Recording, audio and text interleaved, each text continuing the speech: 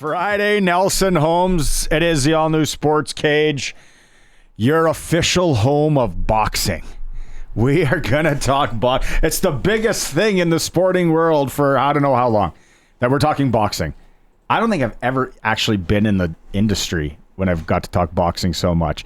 It is Barney, Shynkaruk. Ryan Pollock's going to be joining. CNC Production Company is on the other side of the board. Kidding. We are going to talk boxing, but we got so much more to talk about. Grey Cup, Riders, award show last night, the Mitchell Bowl tomorrow. Laval in town to take on our U of R Rams. We're going to talk about that up and down. How about the new mayor of Regina, Chad Bachynski? What a fellow. It was a pre-record. I'm going to let you guys in a little secret. It was a pre-record, but it was great. He comes in. We talk about the sporting venues in the city, what he thinks. It's been a whirlwind for him. Eric Francis, an hour to our NHL insider. Eric texted me and said, can we talk Tyson Paul? I said, absolutely. So we're going to talk hockey and boxing with him. NASCAR report. Crofty's coming by at around 4:30. Hour 3, Darryl Leason. How about that for a name? How about that for a throwback? Talk about football legend from Saskatchewan, from Hudson Bay, Craig Adams' hometown. We're going to talk boxing with George Shirts the Beat Off, also known as Big G09 on Twitter. And it is Friday. It is the start of our senior hockey report. The Monday Nooner guys are going to give us that. And Farhan Lalji in hour 2. Jeez, what a show. RP, how's the week been going? You had the day off. What are you more excited for? Mitchell Bowl, Grey Cup, or the boxing match? Well, glad to be here on such a big day. Let's put it that way. Did take the day off. Yeah, for me, because it's right in front of us tonight. It's the Tyson match for sure, and I've been invested into the Netflix 3-episode pre-show there, so I'm ready to go. It feels like 1996 all over again, and we got the TV set up in the basement. I was doing a little bit of electrical work that maybe got away from me, and so I had to get the TV back ready to go for tonight, and we're set, and the kids are looking forward to it, and it'll be a fun thing to watch. Like, how close were you to calling Croft Electric to kind of come over and help? Well, it maybe wasn't at that, and I'm going to show my technical ignorance a little bit, but I was actually just trying to run some new wire, and it got broke in the wall, so it's just lost in there somewhere. I don't think that's a good thing. No, so I had to just reconfigure. It wasn't live. It was it needed to be just rerun, so I needed to reconfigure a few things to get the TV going again, but everything's all good. Don't send over any assistance or anything. We're ready to roll. We don't need a wellness check. No. Yet. It's funny. We had that same thing, and I was couldn't figure out why this light wouldn't turn on. And I know this is a sports show. We got 3 hours. I can tell you the story. And this was 2 years ago, and couldn't figure out. Electrician came over. He's like, well, I don't know. Guy across the street's an electrician. He comes over. He's like, I don't know. He goes, well, you're going to have to cut open this wall. Sometimes the wire, like, it can disconnect, and that seems to be what happened. Like, we went through everything, and it was the night that we were going to cut open the wall and try and find this wire, and I went into the closet, and there was a switch in there that we didn't know about. Flipped the switch, everything, and that light came back on, and there's like, well, how did it shut off? Because of the jackets, and something would have, maybe hockey sticks would have been put against it. We've been in the house for 17 years, didn't little National Lampoon's Christmas Vacation reference there, hey? You got to be excited though too for the Mitchell Bowl. Yeah, of course. To have that in our backyard tomorrow. It's going to be an awesome weekend for sure. Great things on the go, starting with tonight's boxing into the football tomorrow, and then obviously the big football tilt on Sunday as well. When you think, God, it's been around a lot of football. Got people don't know, I haven't listened before. Ryan Pollock worked for the CFL, worked for the Riders, junior hockey coach, played junior hockey. Been around. When you think Laval Rouge et Or, what comes to mind? Yeah, they're big time. Like they almost when the schedule comes out at the beginning of the year, they're penciled into these games on a lot of years. So I grew closer to university football when I was in university and was a university athlete, and it just felt like every year it was Laval at the end, Laval at the end, Laval at the end. So I think that's part of the aura, though, of getting to the game as well. And what makes tomorrow exciting for the Rams is there's a well-known program coming to town, and that should create some excitement as well. What a run for the Rams and the coaching staff. Mark McConkey was on yesterday. Not only to get there, like there hasn't been a team with 5 losses that has done something like this, and it just, I guess, shows you in football anything can happen. But they're a good team. Like, their defense buzzing around. We're not sure on Noah Pelche, starting quarterback. It looks like he's going to try and go tomorrow. You've been around a lot, so they fall on his non-throwing shoulder. Mm-hmm. Okay, so even if we played hockey and it's not, what can they just blast him up with a few things? It's 2024, a lot has changed. Like, yeah, he'll get some. I shouldn't say he will get some assistance. There's probably some assistance available to help with that, but throwing shoulder, non-throwing shoulder, if it is. If it is something significant there, it doesn't matter. We've all had some pains in the upper chest before and stuff, and you just move, and that's the problem. But too bad watching that game last week that in the waning minutes there that he gets injured. But they played a whole game, it felt like, in the final 3 minutes of that game. It was back and forth, and you thought it was over, then you thought it was back on again, and then the Rams kind of took over again after a turnover, but there was an entire game played, it felt like, in the final 3 minutes. So awesome. I heard Coach McConkey on here yesterday or the day before that you had him on, and you could tell how excited he was. And, he even brought up a few things about, like, when, he remembers 20 years of Laval success and that. So an honor for him, as he was mentioning, to go up against, that program. But then I also felt like he flipped the switch on one of your questions, and you asked him about what he's looking forward to, and you could hear it in his voice change that the admiration's over. We're not going there to be passengers. We're going in there to make a statement. So yeah, and for a lot, it's so the unknown. Right? I guess you watch tape, you can kind of go through how big they are in the stats book or online and all that, but it's just the unknown. And Mark says, well, they kind of play a little bit like Manitoba, and then they're a little bit like UBC, and then the players say, well, there's a little bit of Huskies in there as well. There's a little bit, it's the unknown. What kind of crowd do you think they get tomorrow? Yeah, I don't know if I can put a number on it, and I don't know what they've shared, so I don't want, well, whatever, I'll just act like a fan. We tried getting AGT tickets, and they're sold out. So I don't know if that's a measure of what the interest is, or maybe that just shows how many soft people there are that want to sit indoors. I don't know. But I was one of them. leather coat, nice jeans guy. Exactly. Going to a college football game, you got to really bundle up, get the Carhartts out. So I hope that's a great sign, though. And I don't know. Like, I don't know if I could put a number on it. I hope that it's that it's a really, really good turnout. They deserve it, and they've earned their way to this great opportunity, and I hope the football community gets behind them. All of our guests join us on the Western Pizza guest hotline. Perfect pizza, generous amount of toppings. Christmas season coming around. If you got a potluck or a staff supper or whatever, get Western Pizza to cater it. And it's not just pizza. Like, they can do turkey. They can do everything. And then gift cards for stocking stuffers. Who doesn't want to have the $25 gift exchange? And then you open it up and it's like some Western Pizza gift card. Like, yeah, that's going down. Look out. Spiro's not open. I was like, how many pizzas you making tomorrow? All that. He kind of got muscled out. There's an event going on or something. And I was like, wow, that's a downer. So anyone going to the game, to get your pizza on, it won't be open. There's an event going on. Yeah. The football game. You might want a guy with beer taps and pizza there. I don't know. That's unfortunate. If you can't make it to the game is going to be heard right here on 620 CKRM. Pre-game show with Brennan McGuire's at 1:30, kickoff at 2 o'clock. I just want to give a shout out to some sponsors that are supporting that game and came on board when they heard the Rams are in the Mitchell Bowl. They were like, and you guys are covering it, how do we get involved? Nick Service, Quality Tire, Glassers TV, Zipperlock Building Company, 2S Auctioneers, RJ Sales, Croft Electric, Two-Way Service, Uncommon Developments, and Flamin Sales. So they're all in the broadcast tomorrow. You'll hear them.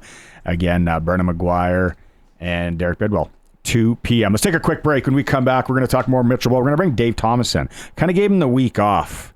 You know, Dave's works the mornings, afternoons. He's just a damn good guy. You'll probably see him. He'd be, you know, when you think Dave, golf course, you manage a golf course, starter, first part-time gig.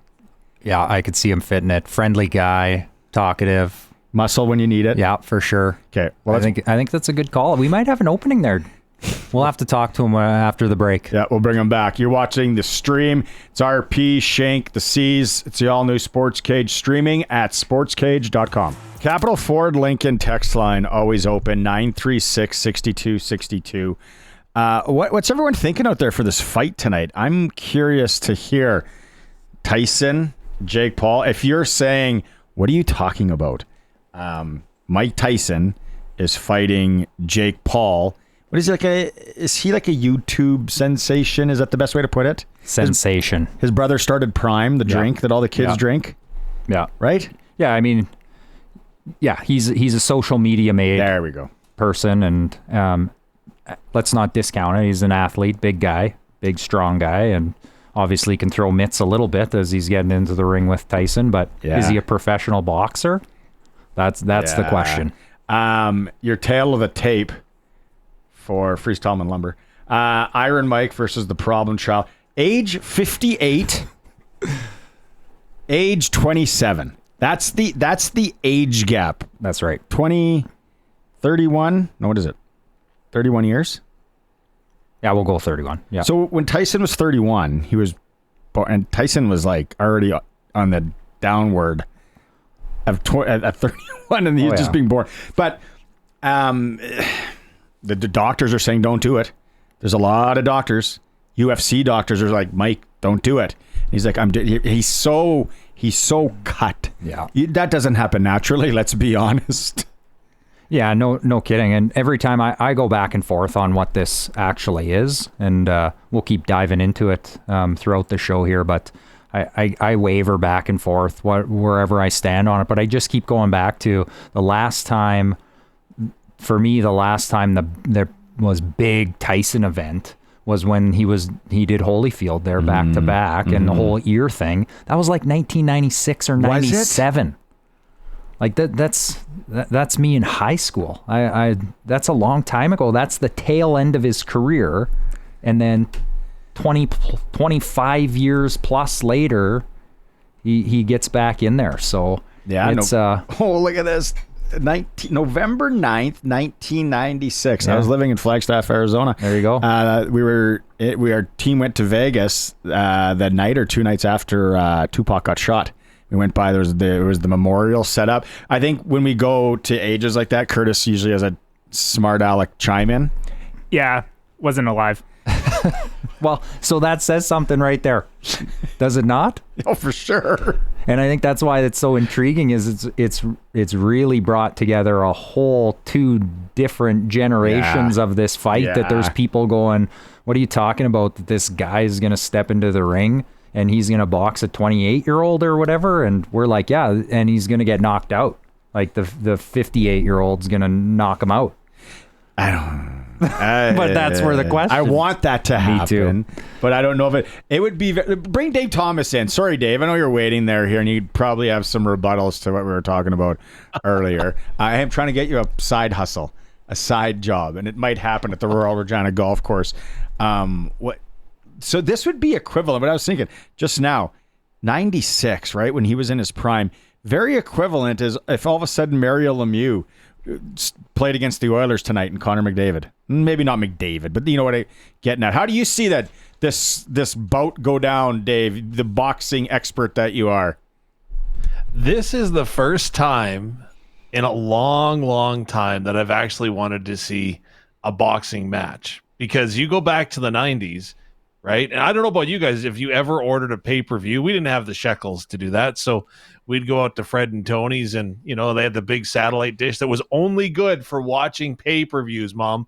just in case you're listening. But that was what we would do. So this is the first time in a long time, and I'm actually intrigued to see what's going to happen. I was going to say excited, but I don't think that's it. The big satellite. We had it, and then you had to go outside and crank it, and then we upgraded. Dad, I think one of his ponies won one day, and so we got the mechanical shift, which was next level. And then we have it. It's funny at Christmas time. The channels, it was like W5 was a big one, A1. F4 had a lot of sports. F4 had Comcast, so Dave Brown's parents would come over and watch him play in the basement. And people out there that had the big dishes, you remember, there was no commercials. So they would go to break, and these guys are like, I got to go take a whiz. I got to do whatever. And it was all like there. And then some of it was pretty racy. And then I forget what number was the one that that mama didn't know about. But it was wild. And then you could go buy that big, thick book once a month. Okay, what's coming up? Do you remember any of this? We were never a satellite crew, but I mean, I know I've had friends and at the farm and stuff had it, but yeah, you had to go every once in a while and adjust the coordinates. If it was too windy, you had to go reset it. And it was good time. You see, still at the top of the Queensberry, they still have, from all the simulcast horse racing, they still have some of the mesh ones up there. Are you going to watch it, Dave? Well, I have to attend an ice hockey game this evening with my son, but hopefully, as soon as the game's over, it'll be straight to Netflix. I think they won't throw down until about, because there's an undercard. There's a few. It's a busy card, and actually, there's a couple legit ones on there. The two gals that are fighting for the title, for their title, is. It should be actually a really good boxing match. I'm talking like I know. I just watched the Netflix special. That's the only reason I know. It's not like I'm some educated boxing person. I'm 3 hours smart on boxing. That's it. We should have sent you to Arlington tonight. Got you a media pass. Let's go live to RP standing at the. Yeah, no. It's going to be awesome. Dave, let's get it. We'll get into Grey Cup in a bit. But you're a guy that's called a lot of university football in your day. We got the Mitchell Bowl here tomorrow, live on CKRM, live at Mosaic Stadium. What are you thinking here? You've crossed paths with Laval in your time, the big red machine from out there. Rams going in underdog, kind of on house money here. A little bit of a dangerous team too, though.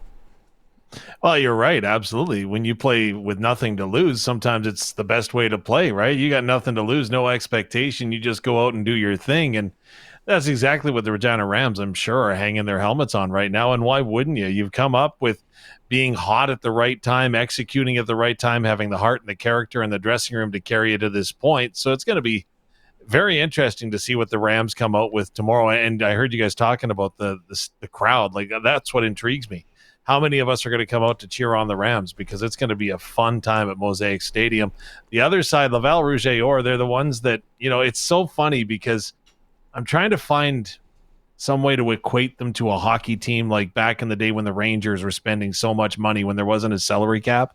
And the Rouge et Or have been painted as being a professional team in U Sports, right? Because, again, they do have a very large budget. They do have a very large fan base. And there's so many things that were rumored back in the day that, they fly their team down to Florida to practice in the winter. And they bust. Really? They bust, actually. They took buses 25 hours. They bonded. They're not allowed to do that anymore, from what I understand. Is that true, though? Come on. I don't know why you would lie about it. I'm not discrediting your source. I'm just saying there were so many things that were thrown out there back in the day, from how they would go ahead and they'd wreck the turf at other fields. And there was so many rumors that were out there because they were the big bad Laval Rouge et Or. They're just a darn good football team with a pretty good coaching staff, with a heck of a recruiting mechanism that is going to come into Regina and look to put on a show. First time in Saskatchewan since they played in the Vanier Cup, when balls were exploding into the kicking net when they were trying to warm up punters on the sideline. This is a crazy story. We can start rumors about him too. They're only here for like 24 hours. So if they like kill puppies and whatever, it doesn't matter. 2006 Vanier Cup is in Saskatoon. Huskies Laval. I said it earlier this week on the show. I didn't go. I had tickets. It was so cold, like minus 30 something. Dave, you're there. Go through that story and what's Sukin in the net. So Braden Sukin, who is now the special teams coach with the University of Saskatchewan Huskies, played in that game, and he recalls warming up on the sideline. And so he goes, and again, they got to get ready to punt, got to get ready to kick the ball, and it was so cold, he kicked the ball into the net, and he heard a huge pop as the ball exploded off of his foot because it was that cold. And he said he's never experienced it or seen anything worse or like it. He said it was like a rock in trying to kick it, and just poof, it exploded. It'll be a little bit different, nicer weather. A shift to the Grey Cup and CFL. Okay, so last night, awards handed out. Roland Milligan Jr. No surprise there, right, Dave? We do have some audio here that came through. It is it's interesting. He talks about he listened to his wife and went to the award show. I am. The West Final kind of got me, but I'm glad I did. I needed it, really. So I wasn't just home, just kind of sulking a little bit. But and it was good getting time, just me and her. You know, her not having to take care of all the kids while I'm away, and then just getting some us time right after the season. It was nice. Okay, and then this one, and then I want you to chime in, Dave. But he talked about why Mace's defense was such a good fit for him. With Coach Mace, he gives Coach Bell the freedom to be who he is as a coach. And he gives us the freedom to be who we are as players. And, you know, he tries to unlock our strengths and elevate them even more. I've always been a ball guy. And he always, you know, week to week tells me, you have to figure out how are you going to get the ball this week. It's going to be different opportunities. You can't miss those opportunities because they're hard to come by. So Coach Mace, Coach Bell, they push me a lot mentally to lead, and then just to be who I am. He challenges me every week. Just be who you are, lead these guys, and be yourself. Don't try to be other guys. Don't try to make somebody else's plays. Your plays going to come to you, and then also go find you some plays to make too. In all honesty, Dave, let's go back to May, beginning of the year. Do you see, like, I guess if Luke is here, we could ask him, do you see this progression and where Roland is last night picking up that award? Absolutely. From day one of camp, he came in, and one of the things that I think that he was challenged by his coaches was to be more vocal and more of a leader, because he sees the game at the next level, which is, in my eyes, what makes him really successful is his ability to decipher what's happening, and then he has the athleticism to back it up. So he's the complete package, and I would suggest that we haven't even seen the ceiling for Roland Milligan Jr. yet. Like, he continues to progress and evolve every week, and the one thing was okay, he missed most of last year with that foot injury, and he talked a little bit about it. My favorite story was that he has a notebook where he wrote down his goals for the year.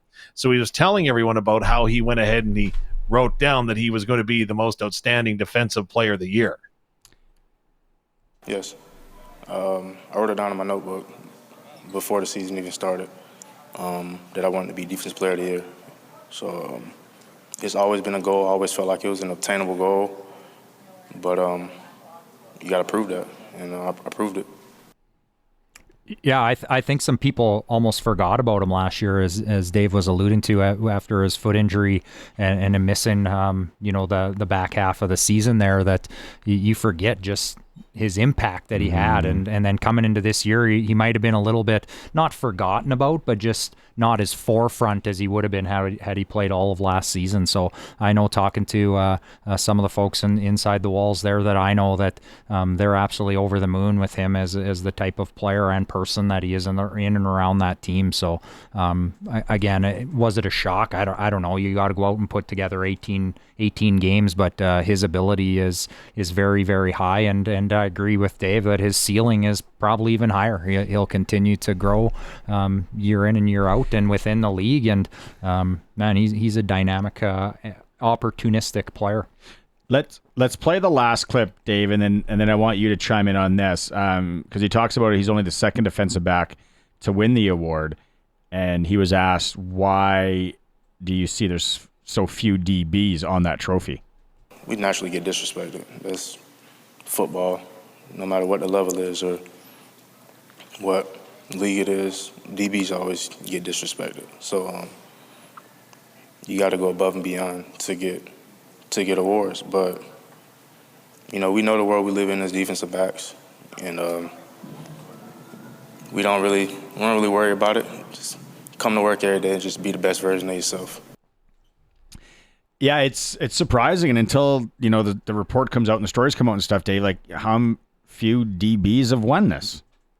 I know, it's incredible, right? You think about some of the real good ones, like Brandon Browner is a guy that jumps to my mind. You remember how dominant he was in the Canadian Football League, but there's been some real good ones. And the one part that we didn't get to there was and I think that this speaks to the person and the character that's building in the Riders locker room, was he talked about that goal of writing down that he wanted to be the most outstanding defensive player. That wasn't the only goal that he wrote down in that notebook. The other one that was ahead of that, win the Grey Cup.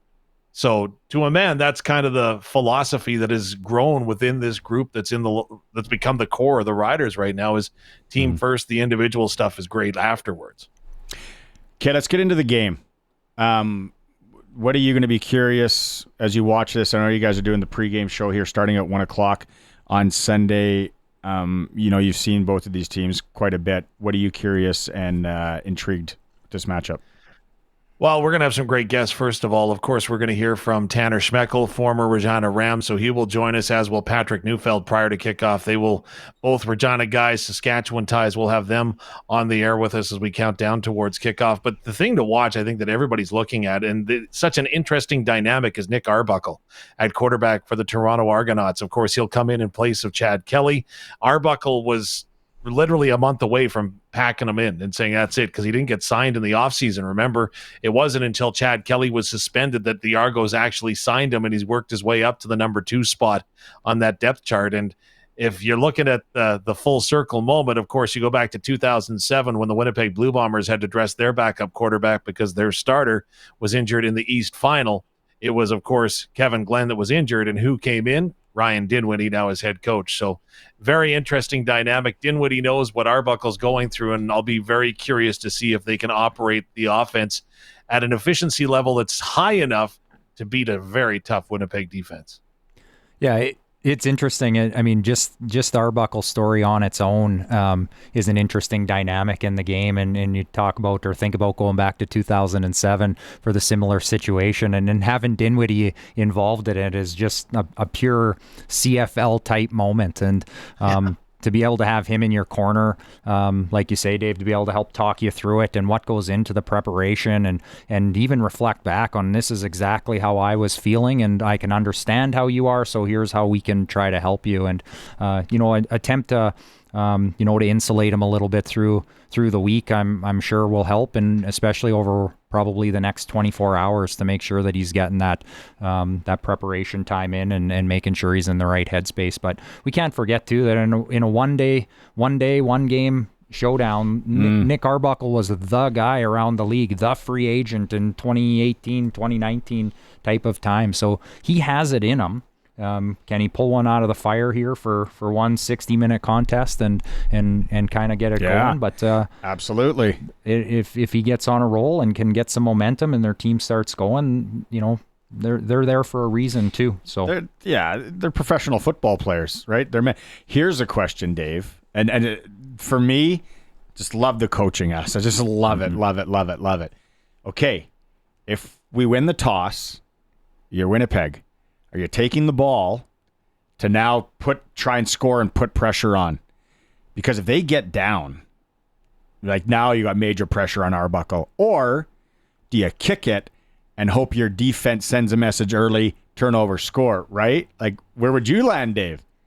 If I'm Winnipeg and I win the toss, I'm deferring all day. I'm going to defer to the second half and hope that Toronto takes the football because I want my defense out on the field first. You know that wind isn't going to matter inside the Dome Stadium, but I want to have that football to start the second half to do the old 2-for-1, right? Where you get a possession at the end of the half and then you start with the ball.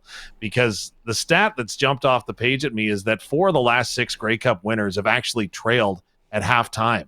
So making the adjustment at half times is really critical in the Grey Cup game. And if Toronto can find a way to linger and stay around and stay close long enough, they got a legit shot. But if I'm Winnipeg, I want to put my defense out there, stop that Toronto Argonaut offense where they're in their tracks, and then take control early in the third quarter. All right, buddy. Going to be a good watch. We'll be listening starting at 1 p.m. Is it 1 p.m.? Starting on Sunday, 1 p.m. Like you said, you got your guest. And then we have kickoff here, CKRM at 5 o'clock. Okay, have fun at ice hockey. And then I'm that fight ain't going to go down until about 9:30, I bet. So then pour yourself a cocktail, and then we'll regroup on Monday. Sounds good. And it sounds like RP's fully into wiring up that free cable. So, hey, I don't need your help for the satellite. I have that from the 90s. But if you got it figured out, let me know. I don't have it figured out. Hopefully you get Super Channel. Yeah. Remember, everyone wanted Super Channel as a kid. We're going to talk to the brand new mayor of Regina when we come back. It is the all-new Sports Cage, streaming at sportscage.com. Welcome back to the all-new Sports Cage. Still a lot to come in hour 2 after news. We're going to be joined by Eric Francis, our NHL insider, for Southie Mainline Chrysler, worth the drive every time, guaranteed. More Mitchell Bull and the NASCAR report. We're going to end this hour with our new mayor in Regina. There was the elections this week in all the cities. Congratulations to everybody that won. Chad Bachynski joining me. Whirlwind, is it to say the least, the last 24-ish, 48 hours? Yeah, whirlwind, very little sleep, but very excited to start getting to know everybody and get into it. What makes you want to run for mayor? Obviously a question I get asked a lot. It was really like I've lived here for nearly 25 years, and it was just one of those things that I've thought about putting my name forward and seeing the state of the city and the things that I was frustrated with. Mm-hmm. I felt the need to put my name forward, and then talking to residents, that seemed to resonate with them. Why do you think you won? For that exact reason. I think I just, as I talked to people, it just kind of reinforced more and more that people were believing in the things that I was bringing forward. And on top of that, I really did run the cliched grassroots campaign, but it was word of mouth. I mean, we did not have a budget. We did not have backing. We had friends and family that believed in us, and as we got support, moved forward, and I think people like that. Yeah, it was the guerrilla marketing. I was like, this guy's got it buttoned up. What are you all about? Like, wife and kids. You said you got two kids? Yep, 2 kids. Yeah, wife, 2 kids, 12 and 8. Keeps us very busy. My son's in competitive soccer. My daughter's in competitive cheer. So there's days that my wife and I are high-fiving each other on the way by out the door, and it's fun. It's exciting. Tell me about it, right? But then it's going to end one day. Everyone tells us, and then it's going to be going to look at your wife and be like, "Now what do we do?" Yeah, that's true. Right? Yeah. No, the soccer facility my daughter got to play up until this year, and I'm sure she'll go back. Soccer facility is awesome. Mm-hmm. Such a big thing. Sports-wise, I want to get into one of the main things is real. Mm-hmm. How it's been run. The Cooperator Center. I know there's a faulty roof. Mm-hmm. Just different videos that circulate. Are you aware of a lot of that? Yeah, 100%. And I think it's a good first step that we've got a new board in place. And my expectation is to get a report of what's the state, what's the plan, and what is the specific things we're going to do to make Real viable for the city. It's going to be very challenging for the city to continue to be at arm's reach if Real is not producing and being able to be a self-sustained entity. And that's really the challenge here, is the city can't afford to keep keeping up with the operational costs of that. Maybe I should have got into this earlier, but what's your background again? Like, you're engineer-ish? Yeah. I guess you could say that. Yeah. I'm a mechanical engineer by trade. But I've worked my way through a number of different disciplines and then up through into leadership capacity. That's my background in construction has been a large portion of that. And then also some IT technology, operational technology. A lot of marrying of leadership and technical background. That's good though, right? Because it's like the other day on the show, we get text messages that fly in and people are like, well, if we would have built a stadium with a dome and we could have done this and we did this. And then when I go back to talking to some of the board members that were on when they were building the facility, they were like, I remember we were in Las Vegas golfing and they told me, they said, do you know how expensive it would be to heat that thing in the winter and then keep it cool when it was really hot in the summer? It's like we can't do it. And that's something that people don't get, where you're going to be able to shed light on a lot of that. Yeah, absolutely. I think it's that the initial cost is always overshadowed by the ongoing operations. And I think that's a big one that I want to bring some transparency to for sure. Yep.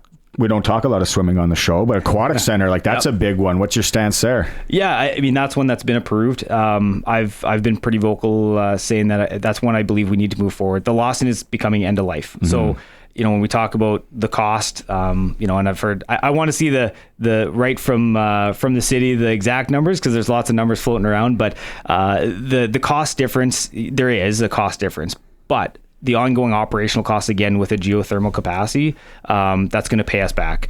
Also, the longevity is going to pay us back. Also, hopefully reducing some of the wait times for swimming lessons and bringing in tourism for competitions. Absolutely. Like there's a lot of benefits that can actually start when you start to add up all of those, the value. I think that difference becomes quite a bit smaller. Yeah, and that's one thing people don't, just because swimming might not be the hockey, the soccer, the football in Regina, but it does bring in money, right? Like synchronized swimming and diving. Like Curtis, you know a lot about that. Let's go the baseball facility. Regina Red Sox, fantastic organization, well run. They do a heck of a job. We're bringing in the 2025 Canadian Men's Baseball Championship with the SportsCage. Going to be a big part of that. Baseball facility, like what's your take there? Yeah, that one's a little challenging just because, again, there's a lot of work we need to do. We got $1 billion infrastructure deficit. So again, I would love to say, yeah, we can build everything. Yeah. But I think we have to be just thoughtful about how we do it. That being said, I would love for us to aggressively explore partnerships, private partnerships, sponsorships. What can we do? I mean, that's what most, cities do, is they try and partner with folks to get, names of companies and things that want to support that type of activity. So that's the angle that I really want to pursue with that to start with. So we can try and look at something. Yeah. And then maybe like the people, again, something that's like baseball facility. Well, no, it's probably going to be used more than, it's got to be used more for different things. Maybe you can bring in smaller concerts, right? Or football can play on it and things like that. The one thing, okay, so this is not sports, and we've joked about it here on the show too. Again, you moved to Regina, was it 25 years ago? 25. Yeah. So and I'm about 20. For the life of me, like, can we not get some big supporters, businesses, and say, we're going to give you lifetime branding, brands, the big construction companies? Can you build us an overpass over the tracks? As an engineer, when you see that, like, take us through behind the curtain, maybe for the people that aren't as educated in it. So, and believe me, I've been stuck on the tracks many times and have said all the words that everybody else has said while waiting. Absolutely. I would love to have the conversations. I will say, from my experience and background, I've worked with rail companies throughout the province. There's a lot of stuff behind what they will and won't do. Not to get into too much of the details, but it is challenging. So at the forefront of it, it looks like trains across a road. There's so much behind that. But listen, I will have the conversations because, I feel the exact same way. Yeah. I watched that video that circulates on social media of they're building a bridge. I think it's in Asia, and they do it overnight, and then and it's like they swing it, and it's like pre-made almost. It's like the pre-made houses, RMTs and that. Okay, last question on that. As an engineer, is it easier to go under or over something like that? Oh man. So this, so I'll tell you this. I'm a mechanical engineer by trade. So that's a civil engineer question. And I'll tell you, the joke is that for a civil engineer, if it moves, it's broken. And for a mechanical engineer, if it doesn't move, it's broken. So for me, it's not really my background, but I will say what I've seen in Saskatoon, it seems like they like to go and dig deep. They like to dig down. So, Yeah. and I will say what I do know about some of the civil, just because I do know some peripheral stuff. I know that when you disturb ground, right, you have to pack it back up. So sometimes it is easier to go down because you have that base layer that's already packed down. You're not disturbing that ground and then having to pack it down again. So I'm Yeah. sure there's lots of people listening that are civil engineers that are gonna tell you the real answer, but that's okay. It went way over my head. And right away I started thinking of Boston when they did the big dig and they went the tunnel instead of the bridge. So yeah, it's some congratulations. Thanks so much. I don't know how you're going to get sleep and all that, but just, I'm sure the ride's been awesome though. Yeah, it's incredible, and the support's been incredible, and I just look forward to doing my best for the city. Right on. New mayor of Regina, Chad Bachynski, joining us. He's probably going to try and get some sleep over the next weekend, unless there's any cheer or anything like that going on. I don't know. We'll try and get a little sleep and some time with the family. It's the all-new Sports Cage. When we come back after news, Eric Francis, NHL Insider. You are watching the stream at sportscage.com. Hour 2 of the program. Barney, Shynkaruk, Ryan Pollock, and the C's getting you ready for the weekend here. Hockey today. If you're going out and about, Pats are in Brandon tonight. Pats are playing in Brandon tonight and tomorrow. It's almost like the old Flin-Flon to Brandon. You know, it's weird. I don't know why they're doing that, but elsewhere in the dub, as far as Sasky teams go, Edmonton's in Saskatoon, Tri-Cities in Paradise to take on the Raiders, and then other close to home, Victoria, Medicine Hat in the Hat. SJHL, Flin-Flon, Kindersley. That was the Southie Mainline Chrysler Worth the Drive game. They're playing a back-to-back there, the Flon and Kindo. Battleford's in Weyburn, Estevan's in La Ronge, Nipawin in Melfort, and Humboldt welcomes Melville. NHL. Well, let's hold off on the NHL because he's standing by. And then one more, AAA Midget League, AAA U18. Yorkton welcomes Tisdale tonight. Swift Current is in Warman. Let's talk NHL with our guy in Calgary. It's time to talk hockey on the all-new Sports Cage with NHL analyst Eric Francis. Brought to you by South 8 Mainline, the Mainline Automotive Group's newest king of trucks. South 8 Mainline, just 30 minutes north of Regina. Worth the drive every time, guaranteed. It is worth the drive, up to $20,000 off. Ram 1500s, Dodge Durangos, Jeep Grand Cherokees. Oof, get mama a Grand Cherokee for the winter. 20 grand off. What a deal. Eric, we're doing this on a Friday. Like, how's your Friday afternoon usually go? What are you usually up to on a Friday afternoon? I'm a little embarrassed to say that I'm a big tennis player. I play 3 times a week. Every Friday, I play 2 hours of tennis, and then I hit the pub for 2 hours, and then we see where the night takes us. But it doesn't take us out on the town anymore. I can tell you that. It just might take me to bed. Not sure what's there to be embarrassed about that. Little activity and then to the pub makes sense to me. Tennis. Are you decent at table tennis then? I'm a better tennis player than table tennis, but I like to think that I have pretty good hand-eye. I grew up with a pool table, you know what I mean? So yeah. Everybody wanted to play pool when they came to my house. Other guys had ping pong tables I wanted to play. They never wanted to play. It's whatever you got at your house, you don't want to play it because everyone wants to play it. Pool, snooker guys. I just never, I try to play it, and you have to have a slate. Like you go to someone's house and they don't have a slate table, it's all warped. Yeah. It's like, well, no, that's... table tennis, my favorite 2 places to play table tennis in the entire world, and now my son's, Meadow Lake, Montana Resort, and the Great Northern in Whitefish, Montana. They have a ping pong table there. The best. Have a few pints, beat the boy with one hand. It's fantastic. That's a big ping pong region through there, or northern Montana. Yeah, they had states like 4 years. They had states 4 years in a row. The Big Sky Conference champs. Calgary ping pong region. Oh my god. There's a bar in Toronto. Sorry, we always get off topic, but that's part of the. Who cares? There's a bar in Toronto called Spin. Now I don't know if it's still there, but I was there about 10 years ago, and there are like 50 ping pong tables. It's a pretty big, like basically bar/pub. And when you get your table, there's balls all over the floor. So, the crappy thing when you're playing is you got to run after the ball. Well, they've got a net on both sides of the net. There's a big basket with like 40 balls in it. So you don't have to keep running around grabbing all the balls. But everybody is there to play ping pong. And can I tell a ping pong story? I think you are. I want the next episode. I'm going to tell one about whitefish. The floor is yours. Ping pong expert Eric Francis, brought to you by Southie Mainline Chrysler. Go. I have an Olympic ping pong story for you. I was at an Olympic, my first Olympics. I had some time to kill before some event, and I had heard about some guy from North America who was beating all the favorites in table tennis. So I thought that would actually be a pretty cool sport to see live. Like we all see it on TV and marvel at the speed and everything. So I go in, I cover, and this guy beats one of the favorites from an Asian country, and there's like 50 journalists waiting for the loser because of the shame that he lost to this guy from America.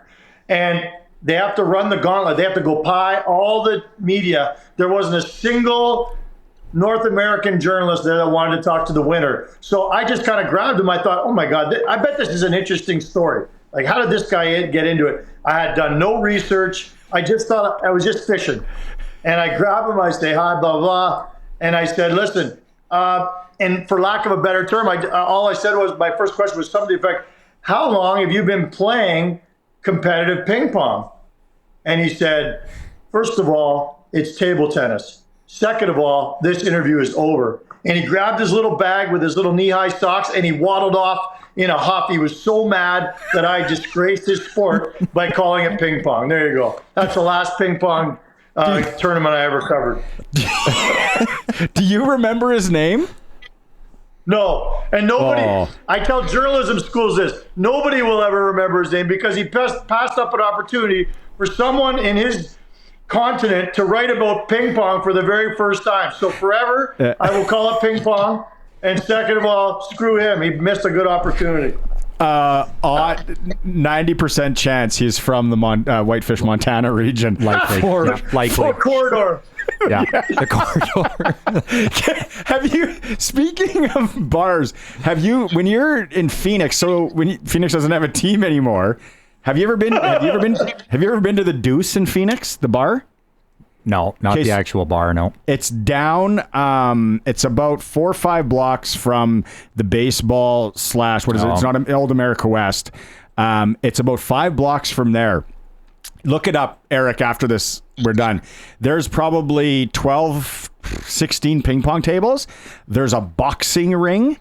There is I think there's pickleball now. It's like a big warehouse and it's a bar. There's so many different, there's food trucks inside of it. It's super wild. Cornhole, like if you're a cornhole guy, you love it. It's called the Deuce in Phoenix. No free plugs, but we just gave them one. Aren't you going to the game tonight? Like Nashville's in town. Yeah, I got to go to that. But going back to Phoenix, isn't that the cornhole corridor? That whole region, isn't that where all the good cornholers come from? Pickleball. Yeah, more recreational through there, I think. But yeah, it's a hot spot. I'm still hung up on this place having a boxing ring. Yeah. How does that fit into everything? I know that could get dangerous.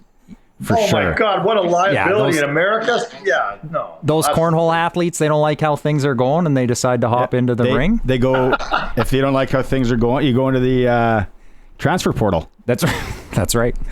So what do you think? What are you thinking? Nashville, Nashville's got to start winning hockey games here, Eric.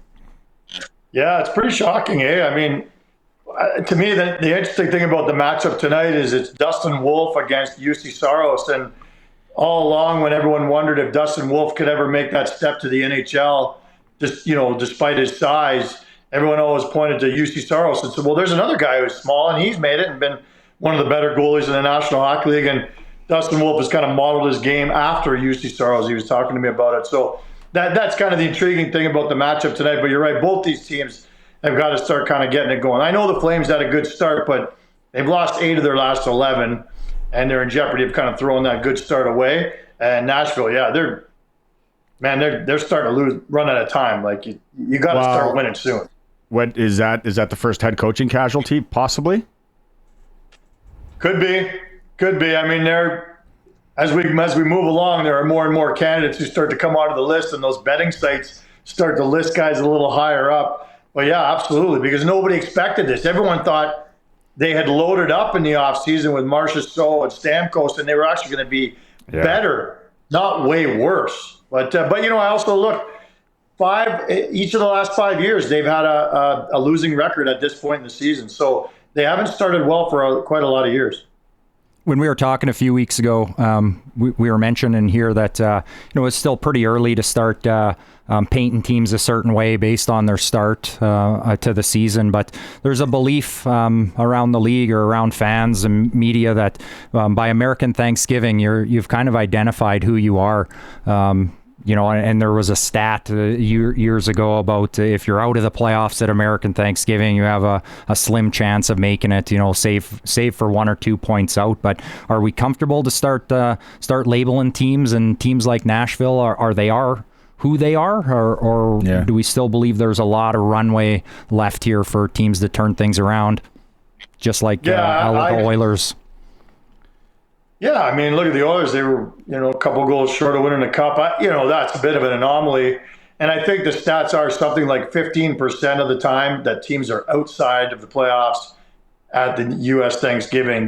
Only 15% of the time they can make the playoffs or something like that. But I'm not ready to count Nashville out. I just still think on paper they've got a lot of the ingredients you need to make the playoffs. Look, right now, it's funny, with the death of newspapers, I used to look at the standings on a daily basis. I don't look at them as much that much. I literally don't even know if the team I cover for a living is in a playoff spot right now. But if you're going to tell me that you think the Calgary Flames are in a playoff, going to stay in a playoff spot, I'm not buying that either. So, we still got, a week and a half, or I guess, just less than a week till 2 weeks until U.S. Thanksgiving. Yeah. So still, teams can jockey around it. It's telling for sure, but I'm not willing to write off many teams at this point. They would be right in the hunt right now if the playoffs started. They're in. If we want to go that. Is there a team that, I know we talked a lot about Winnipeg on Wednesday. Is there a team the other way this year that surprised you? Is it Minnesota that's kind of came out of the gate with more than expected? I want to say Utah at the beginning, but they've kind of faded back. They had a pretty good couple games anyway. But Minnesota didn't surprise me. You're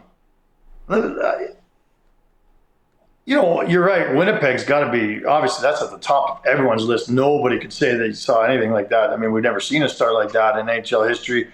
Conversely, a team that is not dominating like I thought they would be is the New York Rangers. I just think on paper they've got everything you need to be a legitimate contender. And I'd be surprised if they're not, when we get down to the East final or East semifinal or East final, that if they're not there. I think they're that good, but they haven't really been putting it together like you think they'd be able to. Watching Hellebuck and Shesterkin, the goaltending in that game was unbelievable. It's funny when you look at the hottest teams in the NHL, winning streak-wise, you got the Avs that have won 3 in a row, and the Oilers that have won 3 in a row. Seattle's won 3 in a row. But when you look at losing streaks, hands down, it's Columbus. They've lost 6 in a row. So that's tough. Okay, let's put hockey aside. Let's talk about the sweet science. Right? Speaking of boxing rings, tonight we got Tyson versus Paul. I don't even know where to go. Should he be doing this? Yeah, he should. I mean, it's a lot of money, and it's what the people want to see. I'm fascinated by this thing. I watched all 3 parts of that Netflix, preamble into the fight tonight, and I'm sad that the Flames are playing tonight because I would love to watch. Listen, I really miss, and you guys are a lot younger, but I miss the days 20, 30 years ago when the world stopped and paid attention to a heavyweight boxing championship. What was the last one? There's a good kind of trivia question for it. Was it Holyfield Tyson? And I know there have been some big fights since, but not really, really big where the world was aware that it was happening. Well, no, it was crazy Irish guy. McGregor? When he came, and then Mayweather. Like that was an exhibition bout, but I same guess. thing. But I'm with Eric. Like that, we looked it up earlier. It was November '96 was the Tyson Holyfield, and I literally remember 50 of us in a friend's house with pay-per-view and around the TV, and like that speaks to how kind of insane in a way tonight's match is for Tyson. That was at the tail end. That's when people looked at him and said he's done. It's over for him. That was '96, and now he's getting back into the ring. So it's I go back and forth whether this is a real thing or whether we're going to see two guys in there just swinging for the fences, and I guess we'll find out. But I watched the Netflix show too. I was absolutely enthralled by it. I thought it was amazing, them going back and forth and throwing pot shots at each other, and I think it's going to be a cool event to watch. Whether it's legit or not, we'll find out. Yeah, comment, Curtis. Hold on. Curtis has a comment. Jump in, yeah. He wasn't alive the last time Mike Tyson fought. Seriously. Yeah, that's true. I was born in '98. The last thing I remember being like a big public event was the other Paul brother, Logan Paul, fighting Floyd Mayweather. That was kind of the last thing I remember everyone That was the brother that fought him? Yeah. The other one. Oh. So they awesome. like fighting anyone that they can get a lot of publicity doing. And I was wrong. Like- I thought Tupac Shakur was shot on the night of one of the Tyson Holyfields. It was when Tyson was fighting Bruce Seldon, whoever that is. So yeah, pour one out for Tupac tonight when you're at the pub. Okay, go ahead, Eric. What else on this boat? Well, no, it's funny. I was going around the Flames dressing room today asking every player, Paul or Tyson. And, there's a part of me that hates even talking about it because Jake Paul is, just it disgusts me that there's a kid that's made billions of dollars off of YouTube videos by being a dink. But I got to give him credit, and I'll go this far, and I'll say that he's the best thing that's happened to boxing in 2 decades. I'll go that far. And he's a legit boxer. I've watched the documentary. Before this one, there was a documentary a year or two ago about this clown. And my kids are all over him. They love him. And I watch it, and I'm like, oh, my God, I hate to say this, but he's legit. And he's brought excitement back to a sport that was dead. And we all know, you call it the sweet science. And I agree that, when Cassius Clay was fighting and Muhammad Ali, all these, back in the day, it was about that. But then it became all about just who was the biggest hype man. Another argument could be made that Conor McGregor, when he fought someone, who did he box? And that was probably one of the last times I ever watched. Yeah, that was the last time I ever went to a bar and watched a fight. At the end of the day, all I'm saying is I was so excited. I'm so excited about this because we're all watching it. Some people are talking about it. It's going to generate a ton of money. Every single Flame I asked, every single one said, well, I hope Tyson knocks his head off. But they all then said, but I think Jake Paul's going to win. That's how exactly. I feel. Yeah. Boxing hasn't had this much hype since Scotty the Bulldog Olsen and Willie DeWitt. Oh, remember those two Canadians? Fight night at the Agrodome. It's going to be an interesting watch. My son plays tomorrow in Saskatoon at Harold LaTrace, and we might go for pre-drinks at Bridges. We could see a better scrap there than we see tonight. But 27 years old to 58. So did you hear though that there's some doctors that haven't even cleared him yet, or saying, and there's definitely doctors telling him don't do this, Mike? Well, common sense almost tells you don't do it. They canceled the fight 3 months ago. They canceled the fight because his ulcer flared up. Are you kidding me? This is what we're talking about right now. That's like saying his arthritis or his bad hip or something. Gout. Started to Gout. He's out with gout. Yeah. Keep the gout down. He got shingles. His shingles were bad. So he has a statement in that documentary I watched last night, just saying, if I don't want to die, I want to die in the ring one day. Yeah. If I'm going to die anywhere, I don't want to be in a hospital. I want to die in the ring. And you're like, God, I hope that we don't have to replay that quote sometime because Jake caught him with a bad one.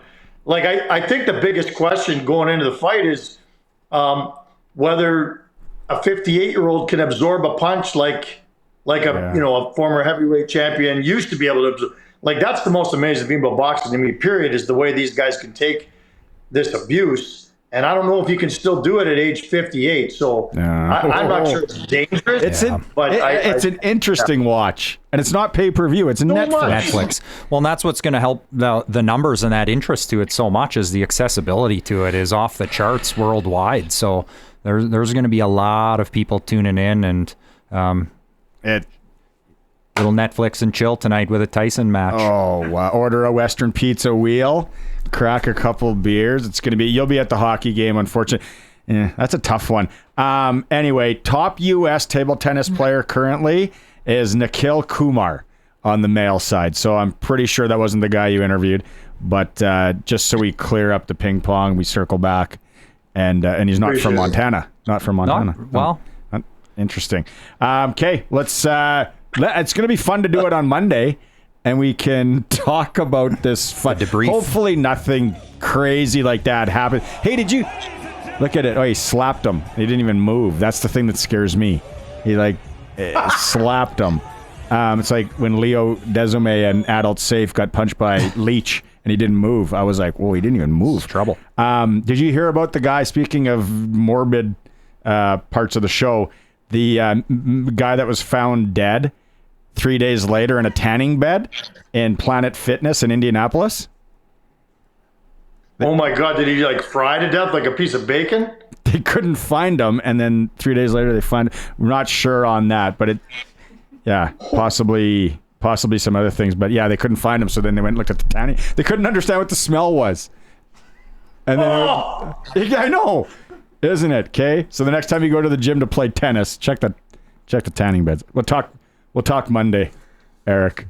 Cheers, boys. Yeah. Thanks, enjoy Eric. the fight. NHL insider Eric Francis for Southie Mainline Chrysler 2024 Grand Caravans, Pacificas, Wagoneers, Hornets. You can get $1,000 bonus cash off right now. Worth the drive every time to Southie, Saskatchewan, guaranteed. Time for a quick break.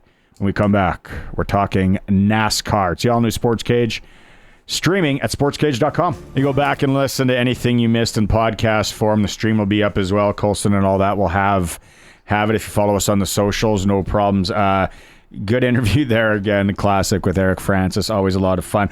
Interview with a new mayor. If you missed hour one at the end, Chad Bachynski, new mayor of Regina. Nice interview with him. Did you hear, speaking of tight electoral races, did you hear the mayor race in Cupar? No. 7 votes. Came down to 7 votes. Talk about crazy tight. Andy Boha, congratulations from our friends at Freeze Tallman Lumber.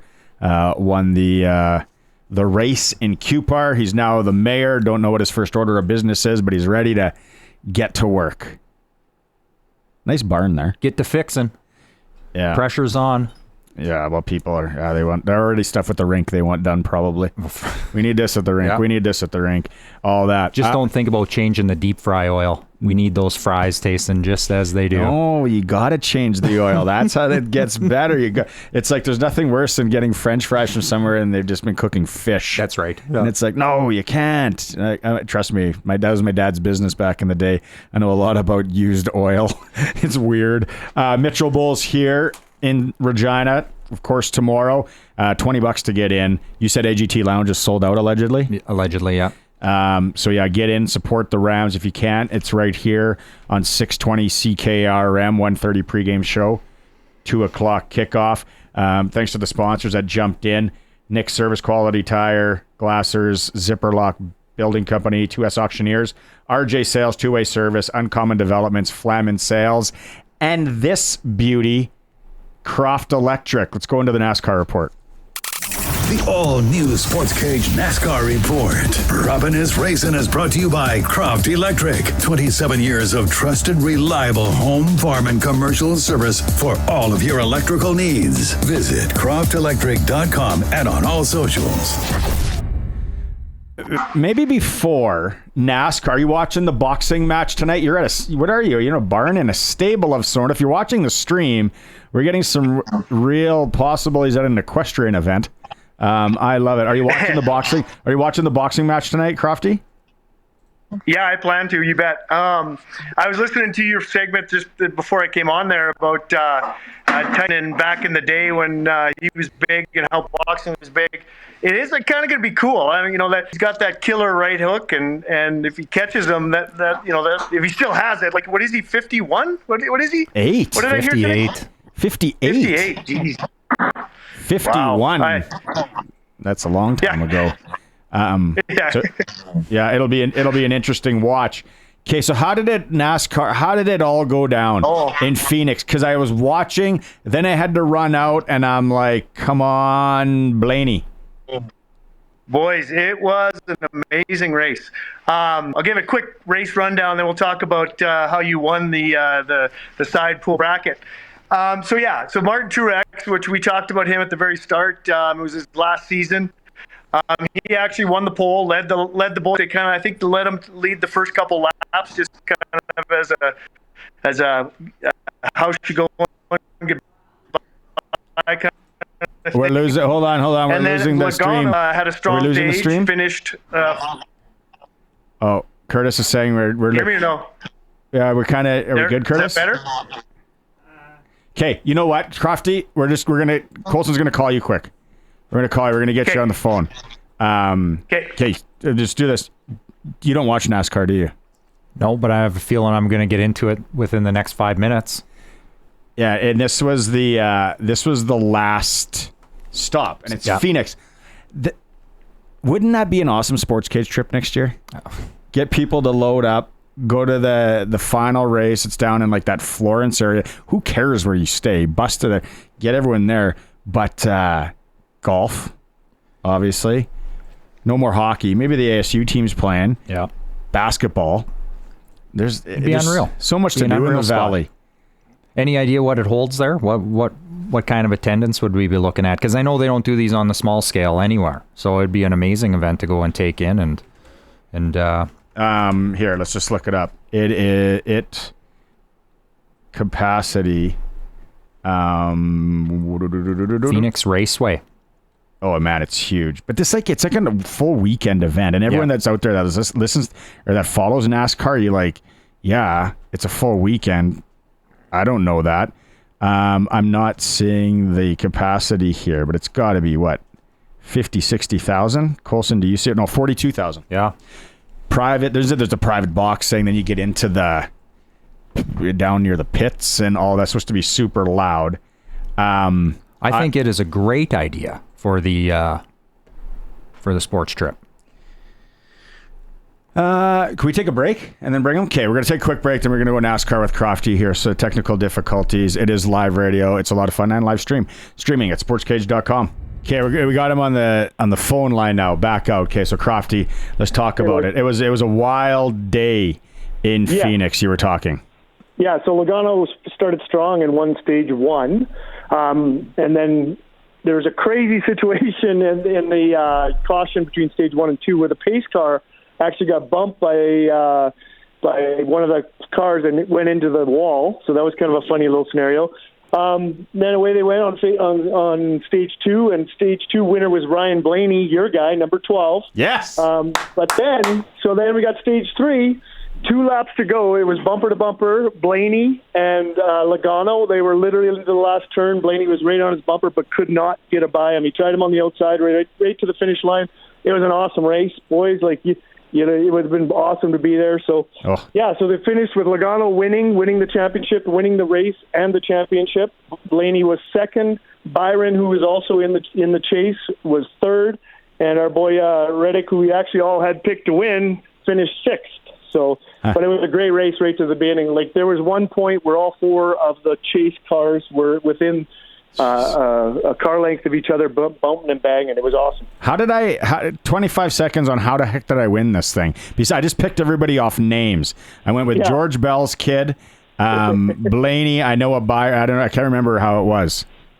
Yeah, no, it was good. Yeah, and so you won the bracket pool. It was awesome. It was a great race. I think you're just lucky. Let's be honest. I think so. You You were kind of one of those, when your girlfriend joins your NFL pool Absolutely. and picks everybody by names and wins the thing. Yeah, or colors of the jerseys. Nice colors, yeah. Yeah. Okay. What does the off season hold for NASCAR? Like, is there an off season? How long is it? What happens in off season?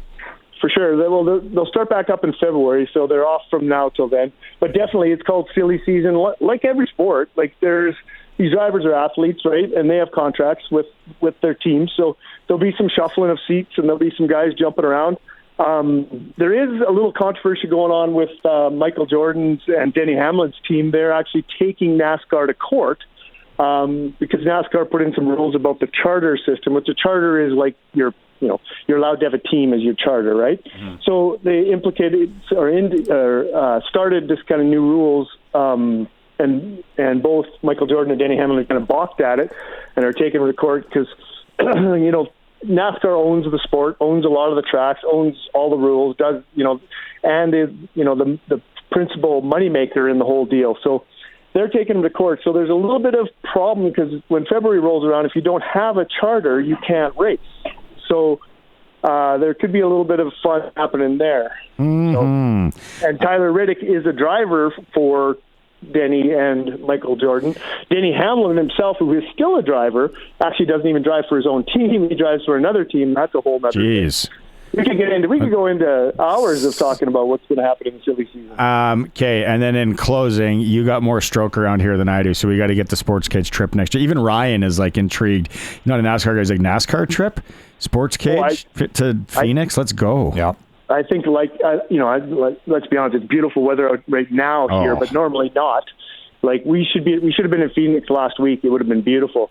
Oh. I'm not a huge golfer, but I know you are. But I love to, go out and swing the ball, swing the stroke, swing around, drink a few beers, and smoke a cigar, and that kind of thing. I enjoy that. So I'd be in for a round or two, and watch a couple races, and sounds good. Yeah, that's like we talked to Eric Francis about. I'll go to the Deuce, to this bar I was talking about.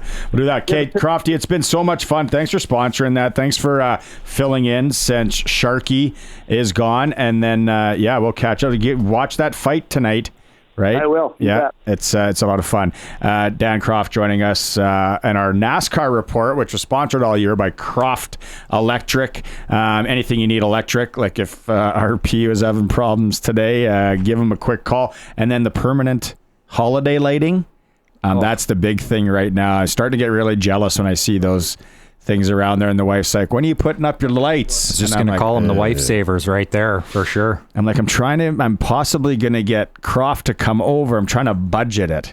It's really coming down to, what sticks the kids use for the rest of the year. Two options. You're going to wait for Crofty to come by, or we'll wait till there's 3 feet of snow and it's 60K winds. And The worst. It is the all-new Sports Cage. Coming up, we're going to go out to the Grey Cup and talk with Farhan Lalji, watching the stream on sportscage.com. And as always, we're on the home of football, 620 CKRM. We're out on the Western Pizza guest hotline. I know I say it all the time that there's never been a better night for Western Pizza, but we got Tyson and Paul tonight. Order a pie, some ribs, chicken wings, watch boxing. We don't say that much anymore. It's boxing. Farhan Lalji joining us from TSN. Let's start there, Farhan. I know we want to get into the Grey Cup, but what do you think about this match tonight, this bout? Well, Tyson's pushing 60, right? Aren't there still a couple of tests he's supposed to pass today? Or they might even cancel the fight, which I can't imagine they would, given the dollars involved. But, I'm not big on the whole Jake Paul phenomena and, how he's kind of come in here and just graded a bunch of fights just to become a social media sensation. And look, I'm old. I'm Gen X. I get it, even though my son calls me a boomer. But, look, he's 60 years old, and I know that he is in better shape than I am at 57, but I don't know how Tyson wins this fight. Do you? I want him to win. My action will probably go to Jake Paul. Really, Farhan, so you're a little bit older than me, but we're in the same realm. There's that mid 40s where everything starts to become really hard, and your lungs just don't take the oxygen. They're 2-minute rounds. I don't know how long he'll last, but I think it's for TV. who knows what happens? Like you said, Netflix ain't going to let this cancel. There could be a Paul Tyson 2. Yeah, there could be, right? And 8 rounds of 2 minutes. And interesting that Netflix hasn't charged a subscription fee, like an additional fee to get this fight, right? It's just get a subscription and you get to watch it. And so I think it's going to work out for them just fine. Yeah, I was totally prepared to buy it too, and then my wife's like, "No, you don't have to buy it." I'm like, "Oh, perfect." What's going on in Vancouver? You've been to a lot of Grey Cups. It's there. You're at the convention center right now. Just Grey Cup as a whole. How are you rating this one in Vancouver? Well, look, in terms of the activation and what the Grey Cup Committee has done to make this work, I rate it at the absolute top of the list. And, having this is Grey Cup 22 for me now. This year, Sunday will be. But, having it in a place like Vancouver where weather is less of a factor, people are more likely to come out when it's cold. I think it kind of hurt on Wednesday night for their kickoff because it was raining. But the crowds for all the activities on Thursday were better. I expect them to be great again here. Today's a school day, and they've planned all of these field trips for these kids. This convention center is packed right now. So if you get outside, the weather's turned for the better. Yesterday and today, I think it's going to do well. And, I've said this before, that this committee, if you go back to February, they had everything in place, all the decisions made on all the activations, all the sponsorships. It was all there, done, and ready to go. It was just a case of then additional marketing and fine-tuning, but they are on top of it. The committee has done a fabulous job, and even without the home team in it, even without Saskatchewan in it, it's going to be a big win. Do you think if Saskatchewan was already sold out, or do you think there'd still be some? You think so? Well, look, I don't know about sold out, but it would be better, right? Because for Winnipeg, this is year 5. They're not going to have as many people travel. For Saskatchewan, more people would travel if they got in it for the first time in some time, and there's more Saskatchewan fans that just live here that would be more engaged, right? So, I think if you ask anybody objectively at the CFL or with the Lions Grey Cup Committee, who would you have rather had in the game? It would have been Saskatchewan and Montreal coming out of last week's division finals, right? Yeah. So you get Toronto, they're not going to travel anybody, and Winnipeg it's going to be hit and miss, but it would have been better if Saskatchewan was here, no question. Where I'm looking here, we got a 9. It's up to 9.5. It was down to 9 yesterday. In this game, can the Argos keep this close? I think they can. What are you seeing, your football brain? Yeah, look, I think they can make it close, but they need to keep it close, because if they fall behind 2 scores, it's going to be a blowout, because then you put the game into Nick Arbuckle's hands. And when you look at this team, right, if I look at these offenses, Toronto's offensive line is better than Winnipeg's. Toronto's receiving core is better than Winnipeg's. At running back, Winnipeg has a slight edge, but it's at quarterback. They have got a big edge. And I just think that in order for Toronto to win this game, Zach Collaros has got to make some real mistakes, and I just don't think he's going to. So, I do think at 9.5, I would give Toronto the opportunity to cover that game, but I think Winnipeg's going to find a way to win it. A lot of people are talking about special teams. Do you think that being a factor? Yeah, I mean, look, it has to be, right? Janarian Grant's going to be motivated to face his former team. He's been the best returner in the league this year. He's got the ability to flip a game on its head. And their coverage teams in Winnipeg haven't been as good as they were maybe in the last couple of years. So there is a window there, but Toronto's going to need a defensive touchdown or a special teams touchdown. They're not just going to win a possession trade-off. They're going to need a little bit extra. When you were watching practices this week and watching it, did anything jump out, Toronto's offense, that's changing, that might be a new wrinkle, or not really? Not really. I mean, they hide a lot in these sessions. If there's a wrinkle, it's going to be in film, not in practice. But, Nick Arbuckle's comfortable. Everyone wants to draw the Ryan Dinwiddie comparisons to, 15 years ago or whenever it was. But Dinwiddie was playing in his second game. Nick Arbuckle's played a lot, but at this stage of his career, he is a game manager. If Toronto's going to win this game, like I said, they're going to need some additional. Maybe they do need a wrinkle, right? Maybe they need to pull out a fake on a punch situation. Maybe they need to find a way to have something that's hidden that just kind of comes up that they haven't shown all season, to get them an extra possession or to find a way to score in a way that nobody expects. But that type of stuff is going to have to happen for Toronto to win, which, Toronto's a really good football team. But the quarterback gap, in my opinion, is just too big right now. bring out the double reverse and the Statue of Liberty and all that sort of stuff. What's Fumble-rooski. The Fumble-rooski, yeah, what a commercial that is. The Bundle-rooski, yeah. 5 times getting there, but do you sense the urgency to win this one, especially what happened last year for Caleros and I guess all the Bombers?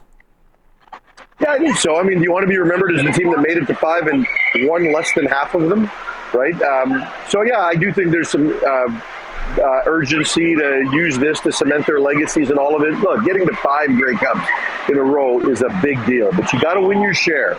You don't want to be the team that just couldn't get the final one done enough. You don't want that label either. So I think there's plenty of urgency in Winnipeg. Roland Milligan Jr., slam dunk there for you? Oh, yeah. His year was phenomenal, right? I mean, the 8 interceptions, 111 defensive plays. He was everywhere all season for what was a really good defense. But, you know, Corey Mace puts those guys in positions to be aggressive, to ball hawk, and to make plays. And, you know, this came out of nowhere, right? Like, Roland Milligan last year played, 4 games with the injured toe, right? Hadn't won an All-Star in the league before. So to not just get his first All-Star, but to win the Defensive Player of the Year. We don't see that a lot with defensive backs. But, you know, we also talked before about just the lack of overall sack production from defensive linemen to really make one of those a compelling favorite. So Roland Milligan picked a good year to have a good year. We were debating here, obviously, our heart lies in Sasky. We thought Corey Mace over Jason Moss. What was your take on Coach of the Year? Yeah, I thought it should have been Corey Mace. And look, I got to be honest, I thought his biggest competition should have been in the West. And I say that because, you know, you got to give Mike O'Shea credit for the job he did after the bad start this team had to get him back to this point. Whereas you look at Montreal, they were expected to win the division. They won the division in the regular season. Like, you know, you always when you win these things, it generally happens because you rise above expectations. And I certainly think that Corey Mace did that. So Corey Mace got my vote. And it's funny, everybody I talked to said the same thing. We were all surprised. Well, we lost him. We got the gist of everything what he wanted to say. Unfortunate for Farhan. Time for news. It is the all-new Sports Cage, streaming, sportscage.com. And as always, we're on the home of football, 620 CKRM. One more hour getting you into the weekend. It has been, if you've missed any of this one, of course, the Eric Francis one was off the rails. So much fun. New mayor of Regina. We also talked to Chad Bachynski in hour 1, Dave Thomas. The last hour here, standing by, we're going to talk to Rams legend Darryl Leason. We're going to talk boxing with Big G, former Gold Glover, about Tyson Jake Paul tonight. Senior hockey report is coming up, and the Blue Jays report. Around the area, hockey-wise tonight, Pats are in Brandon, Edmonton is in Saskatoon, Tri-Cities in PA. SJHL, it was worth the drive for Southie Mainline Chrysler. They say Flin Flon and Kindersley. Also, Battleford's Weyburn, LA welcoming Estevan, Melfort hosting Nipawin, and Melville travels in to Humboldt. AAA side, Tisdale's in Yorkton, and Swift Currents in Warman. Mitchell Bowl tomorrow. Oh, mama. Let's go. 2 p.m., balls in the air, Mosaic Stadium, 1:30 pregame show right here on 620 CKRM. It's, as a Saskatoon kid, now I'm a Regina guy. I was a Saskatoon kid, now I'm a Regina guy. Man, I remember this guy going back because you always would go. Gordie Howe Bowl was only like 6 blocks from Mom's house, so we'd sneak into the odd Hilltop game, and if they were playing the Regina Rams in the junior side, you were probably going to watch the Hilltops lose. Football games were still buzzing in the end zone, though. It was fantastic. We got him on thanks to our friend Craig Adam from Hudson Bay, Saskatchewan. He brings him on. Darryl Leason from Hudson Bay, Saskatchewan, joining us on the Western Pizza guest hotline. Darryl, I got to tell you, I know you don't want to hear it and all that. You're the legend. Right? Like when it comes to the Rams and everybody brings up the Rams, it's like, well, do you remember when Leason? Do you remember those days with Leason and all that? When you go back to your time with the Rams and more specifically that run to the Vanier Cup, like what do you remember about that? Yeah, well, thanks for having me. It's great to be here.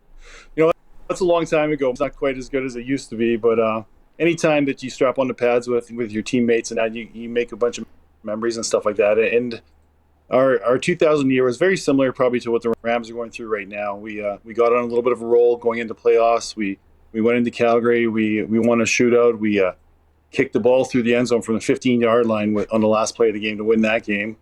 So we were riding high. We went into Winnipeg for the Hardy Cup, and it was a snow-covered field. I remember that, and it was a tight game back and forth. And we scored a touchdown with 8 seconds left on third down to win that game. So we were riding pretty high that year. What the fun back then in the day is the CIS used to book your flights for the playoff games and that. And I guess at some point throughout the year they had canceled the Rams tickets or whatever because they had written us off. So about 2-3 days after we just won the Hardy Cup in when we were back on a bus to Winnipeg, and we had to use the Bison's tickets to fly out to Halifax for the next game. What a jam there. Are you kidding? Talk about no respect. It's all part of the journey, and it just added a little more fuel to the fire, I guess. For you, and I know there's obviously pressure across the board on this, but you went through so many junior national championships, right? And then you were at the UFC before. But was there still a lot of pressure carrying the weight, I guess, of this new organization, this smaller school to get to the Vanier?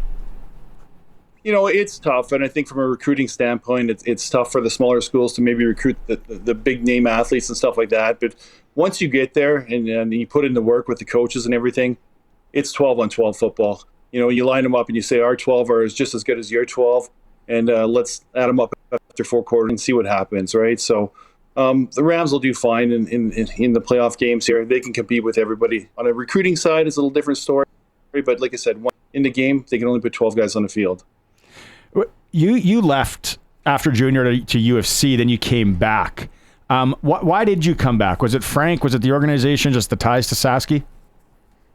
Yeah, so after my third year on the Dinos here, I had a little bit of follow-up with the coach or whatever in that, and in the direction we were heading in that. So, at Rams had always had a special place in my heart, and when they joined the university, I decided that I was going to come back and suit up for them. I had to finish my degree in Regina, so I knew I had to take some more classes there, and I just wanted to give back to the Rams for everything that we've gone through in junior football.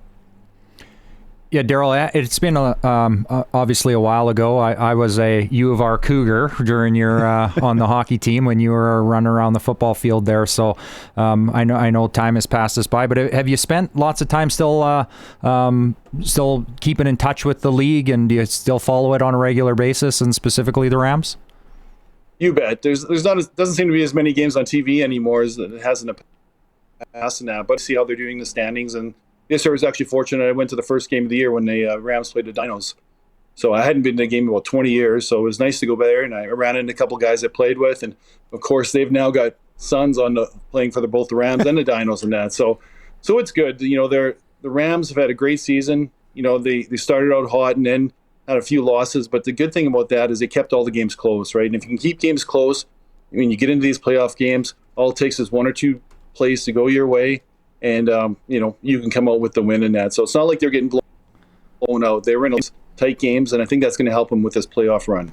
What type of advice would you be giving Noah Pelche, their quarterback here, who's could be a little bit banged up heading into the game, but what kind of advice would you give to him to stay centered and maybe just keep his game simple and focus on what he needs to focus on? I don't think his game at all. Like you said, he's had a tremendous season in that. He has to use the people around him in that. They've got great receivers. They got running backs who can catch out of the backfield.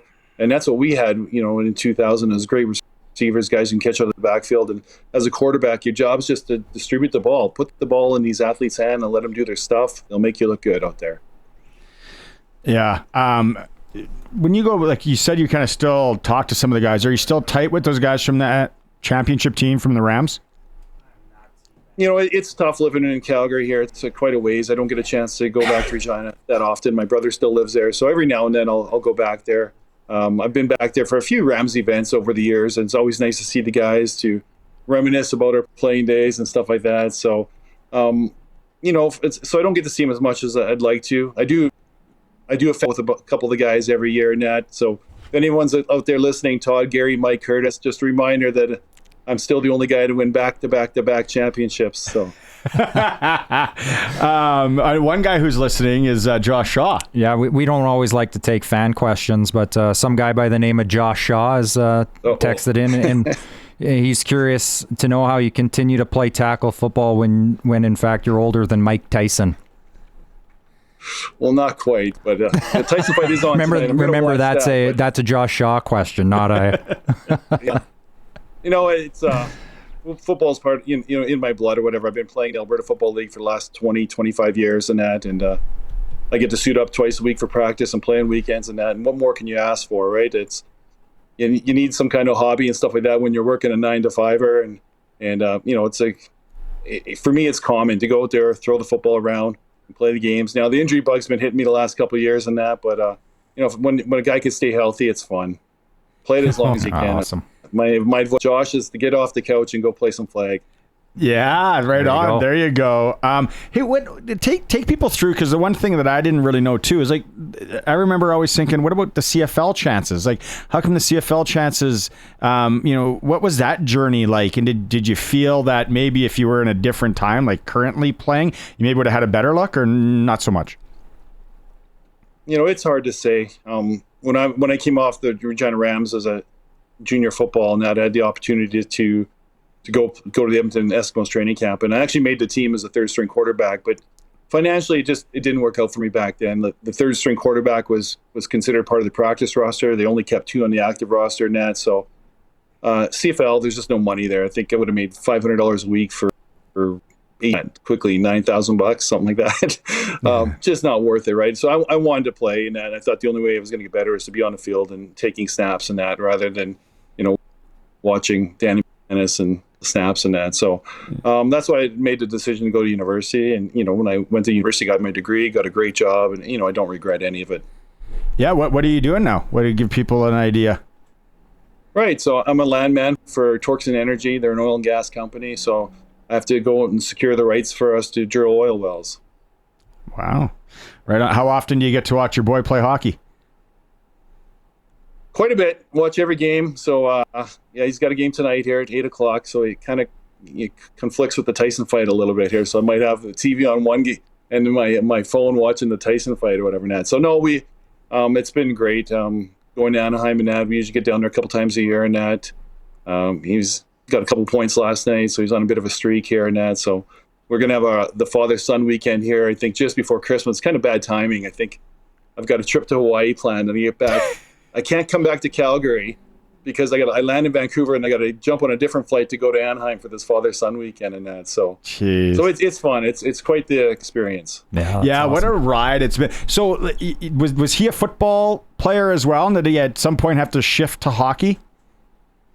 He did. So he played 5 years of football and starts out as, I think it's called Tykes or whatever. It's kind of like 7-year-olds, 8-year-olds. So it's pretty neat watching those little guys getting their stance at that age and that. But he ended up playing 5 years, 2 years Pee Wee, and in his last 2 years of Pee Wee, won back-to-back provincial championships, I think. And he was pretty good. He was a quarterback as well. So his last year at Pee Wee, he threw 37 touchdown passes, and only had 1 interception on the year. So not bad numbers. I wish I had those kind of numbers, but it came to a point where he had to make a decision, right? Football interfered with AAA hockey and that, and he kind of looked at it, and football's a short season, right? You start, early August when it's plus 25 out, and by the time you're done in November, it's minus 30 out, right? So, he chose hockey where, he loves hockey, he loved football, but he can play hockey year round and that. So I was there, supported him, whatever decision he wanted to make, it worked for me, so. Yeah, good decision. Just like you're selling your trips to Hawaii or, on that CFL salary are a little few and far between. When's the last time you've been to Hudson Bay? I went in the summertime. I usually go there once a year, usually twice a year, but my parents have been spending with their winters in Hawaii, so it makes it a little tougher. And I've got 3 little granddaughters now, and so it's hard to pack up everybody and go back to Hudson Bay for Christmas. But I usually get out there for about 2 weeks during the summertime, and we do some fishing, some golfing, ride the quads, all the fun stuff you don't get to do here in the city. Right on. Darryl, amazing. I know you're a busy guy. Totally appreciate you taking some time. And hey, this weekend, go Rams, right? You bet. I missed the first half of the Hardy Cup because of the time change last weekend. So, but I got to see the second half, which was the good half. They came back and won that game. So So I won't make the same mistake twice this weekend with the time change. Right on. Awesome. Okay. Thanks, Darryl. Again, let's talk again sometime. Thank you. Right on. Thanks, guys. Former U of R Ram, Darryl Leason.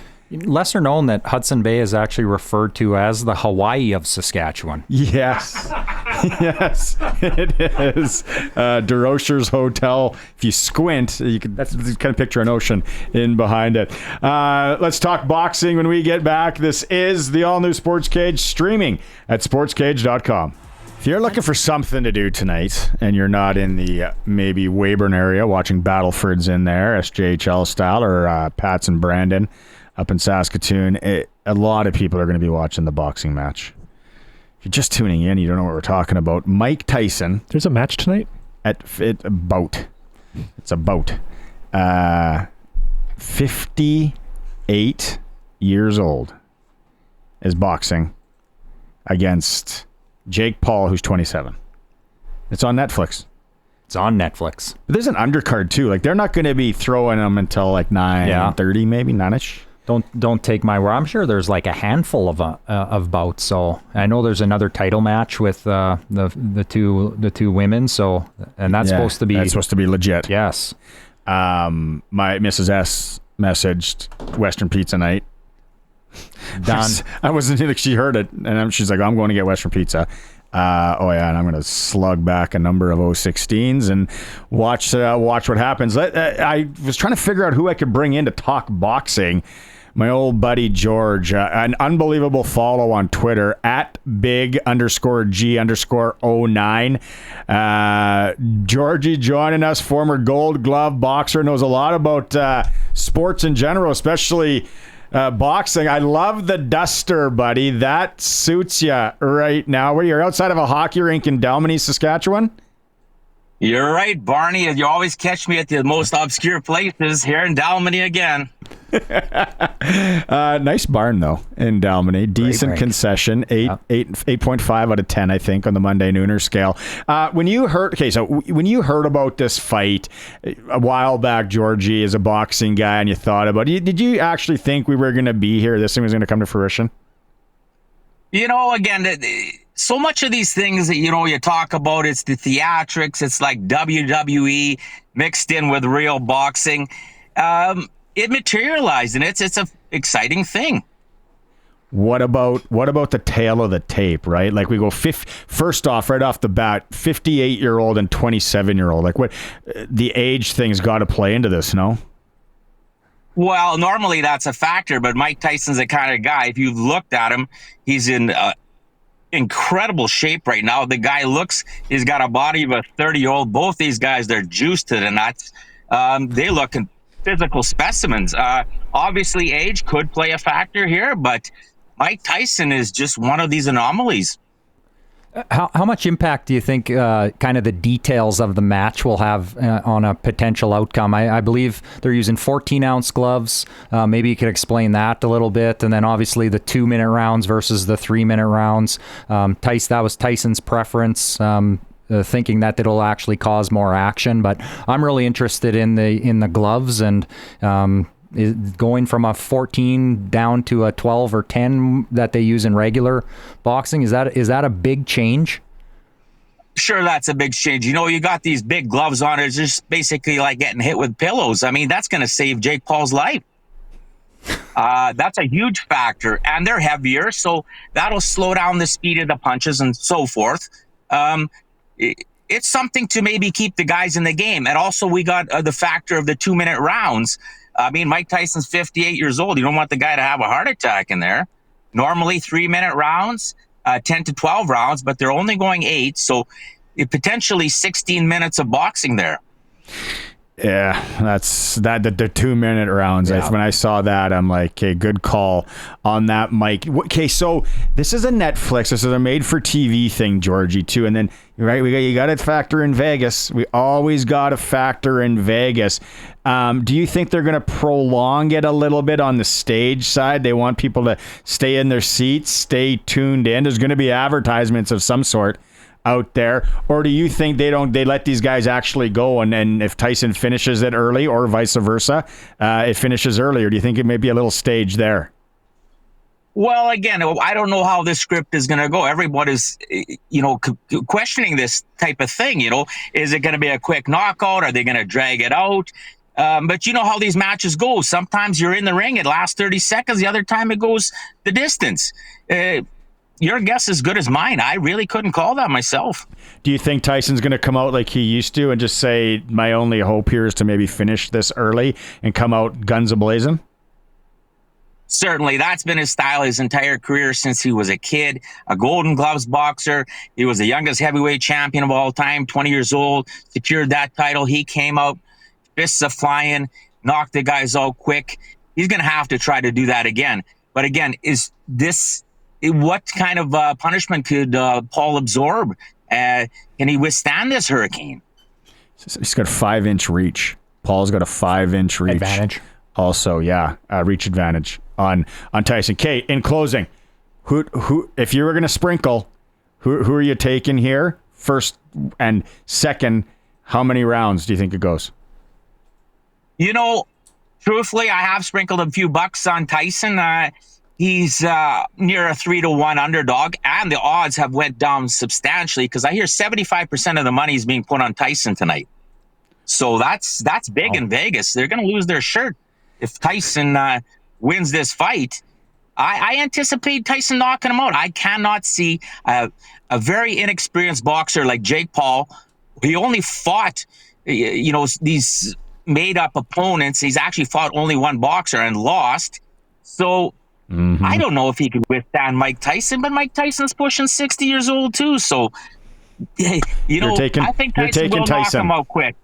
Wow. Yeah, in two rounds. I'll say 2 rounds. Oh. So the over-under 5.5, you'd go under all day? All day long. Right I don't know. on. I don't know what kind of condition Mike's in. Is he going to be able to withstand this? Well, Paul is an amazing athlete. Look at the guy. He's a physical specimen. Like I say, there's going to be no drug testing on this fight. Look at these guys. Yeah, definitely. I mean, we're not going to question that, right? They're absolute genetic freaks. Right on. All right, Georgie, thanks so much for taking some time. Very curious how this plays out. We'll have to get you back on, get back in the rink there with your kids. You betcha. Have a good night, you fellas. Right on. That is Big G. Like I said, you can follow him at big_G_09. He likes to shoots from the hip, calls it like he sees it out on social media. And yeah, he's a big boxing guy from back in the day. That reach advantage, though, 5 inches, that could play in a bit. But Tyson's a get in tight guy. He's always been. Yeah, so they were talking about that in the Netflix lead up. It wasn't all just glitz and glamour. They showed some cool boxing things, and I mean, it was front and center that they were talking about how he's going to try and string Tyson out and keep him at bay, because if he does get inside and he's able to do that little side shuffle and the straight uppercut, then Georgie will be getting paid. I remember in high school we used to have a few Long Island iced teas, put gloves on in Buddy's basement, and we'd all try and do that sidestep uppercut thing. It's so dangerous if he can land it. But then I go to the slap, and Paul didn't even move when he slapped him. Oh, yeah, this is gonna be interesting. We'll see. I'm even more revved for it, but I found it that there's an additional 3 title fights for the on the undercard as well, so it'll be a nice one.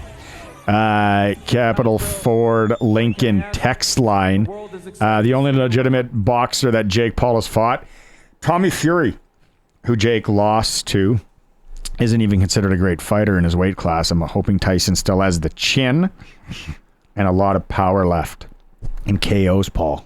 Yeah, I'm as curious. I'm more wondering how his body holds up.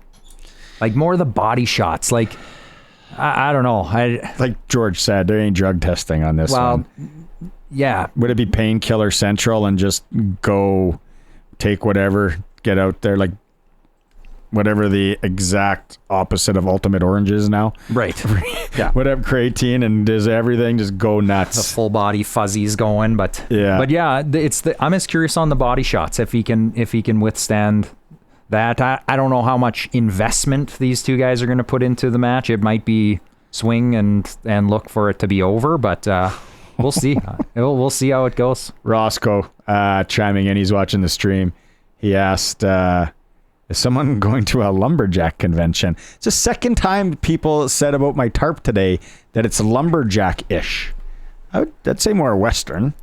I'm going to wear this to Agribition again, too. Yeah, there you go. It's an Agribition kind of shirt. Okay, we're going to take a quick break. We still got the senior hockey report. A lot of senior hockey in the area coming up tonight. But when we come back, we're going to talk Grey Cup. Pollock has got an awesome Grey Cup story from the last time the Grey Cup was here. Yeah, 13. Yeah. Yeah, 2013 Grey Cup. It is the all-new Sports Cage. Ryan Pollock, Barney Shynkaruk, and the Seas. Streaming at sportscage.com. Good little chat there with George about boxing. Let's keep the boxing thing going here before we get into the CFL and your CFL story. Curtis, that was an interesting question that you had off camera. It wasn't a smart aleck one. I think it was actually a legit question. Yeah, I was saying that if you could do your own like dream boxing match promoting, could be anyone, retired boxers, fictitious. Yeah, boxers. Yeah. Oh. Or even just like celebrities in general. Like who would you pit up? Who would pit up the biggest numbers? Rocky versus Tyson. Balboa. Tyson versus Tommy the Machine Gun. Tommy wouldn't move the needle. You get Ivan Drago. Come back. It'd have to be over there again. Have to go to the why do we have to go back to Moscow on Christmas? On Christmas. Scheduling nightmare. Who did this? It was the only open date they could get. Yeah, and that's you mean you'd be putting him in a cabin? Like there wasn't anything in the city? No, nothing. Isn't a nice gym in downtown Moscow? KGB following him around. Yeah. Oh, that was no. For real though. See, I'm at the demographic with you don't have anybody. There's no boxing in your demo, Curtis. But for us, it was Tyson Holyfield for sure. Then you watch. Have you ever watched the 30 for 30? Duran and who did No Moss with the No Moss fight? Why am I drawing a blank here? There were some really good. Like Mayweather was a boring boxer, but a legend. Never got hit. That's the thing, right? He was so Sugar Ray Leonard and Roberto Duran too. Yeah. That's an awesome watch because Duran wanted to just kill him. They throw and he hated America, and he came in one and he beat Sugar Ray Leonard fair and square. Then Sugar Ray was angry and he wanted a rematch, and Duran moved basically to the States, went to New York, got fat, and then started training and couldn't knock the weight off. Yep. And went in, and Sugar Ray, and he could not believe when he said the word no mas, as that's no more in Spanish. He couldn't believe it. Like it's such a good why. I had no idea that's how that all went down. But I don't know, who would you want to see? I'm not taking the easy way out, but like it's always been about Tyson. He was always the one, and that's when I was, through my teenage years and stuff, was when he was there. And when they did Tyson Holyfield, like time stopped, and it wasn't because we were massively into boxing. You just knew what the impact was, and I'm too young to be Muhammad Ali, and even at the tail end of George Foreman, but those guys were massive too. But like those two Tyson Holyfield fights were they were so big, and then for Holyfield to win, and then they want the rematch, and there's no way he's losing a second time, and then it all falls apart. But remember when George Foreman came back? Well, which time didn't he come back? He might have still been active when in his late 40s, and like right before the grill came out. Like it was late, and he was Foreman Holyfield. What year did this go down? Was it 91? Foreman, who weighed 257 pounds. Then Foreman fought Tommy Morrison. Yep. Foreman Moore, second reign as heavyweight champ. Wow, 19 years. Look at that. How it ties back to Tommy Morrison, eh? Foreman Schultz. He never fought Tyson, I don't think. Yeah. But everyone talks about Muhammad Ali. Yeah. Again, we don't know. What I know about Muhammad Ali is from Coming to America and the guys in the barbershop talking about boxing. But the Holyfield Tyson. Yeah. And then there was that Lennox Lewis because he had the Canada tie. Yep.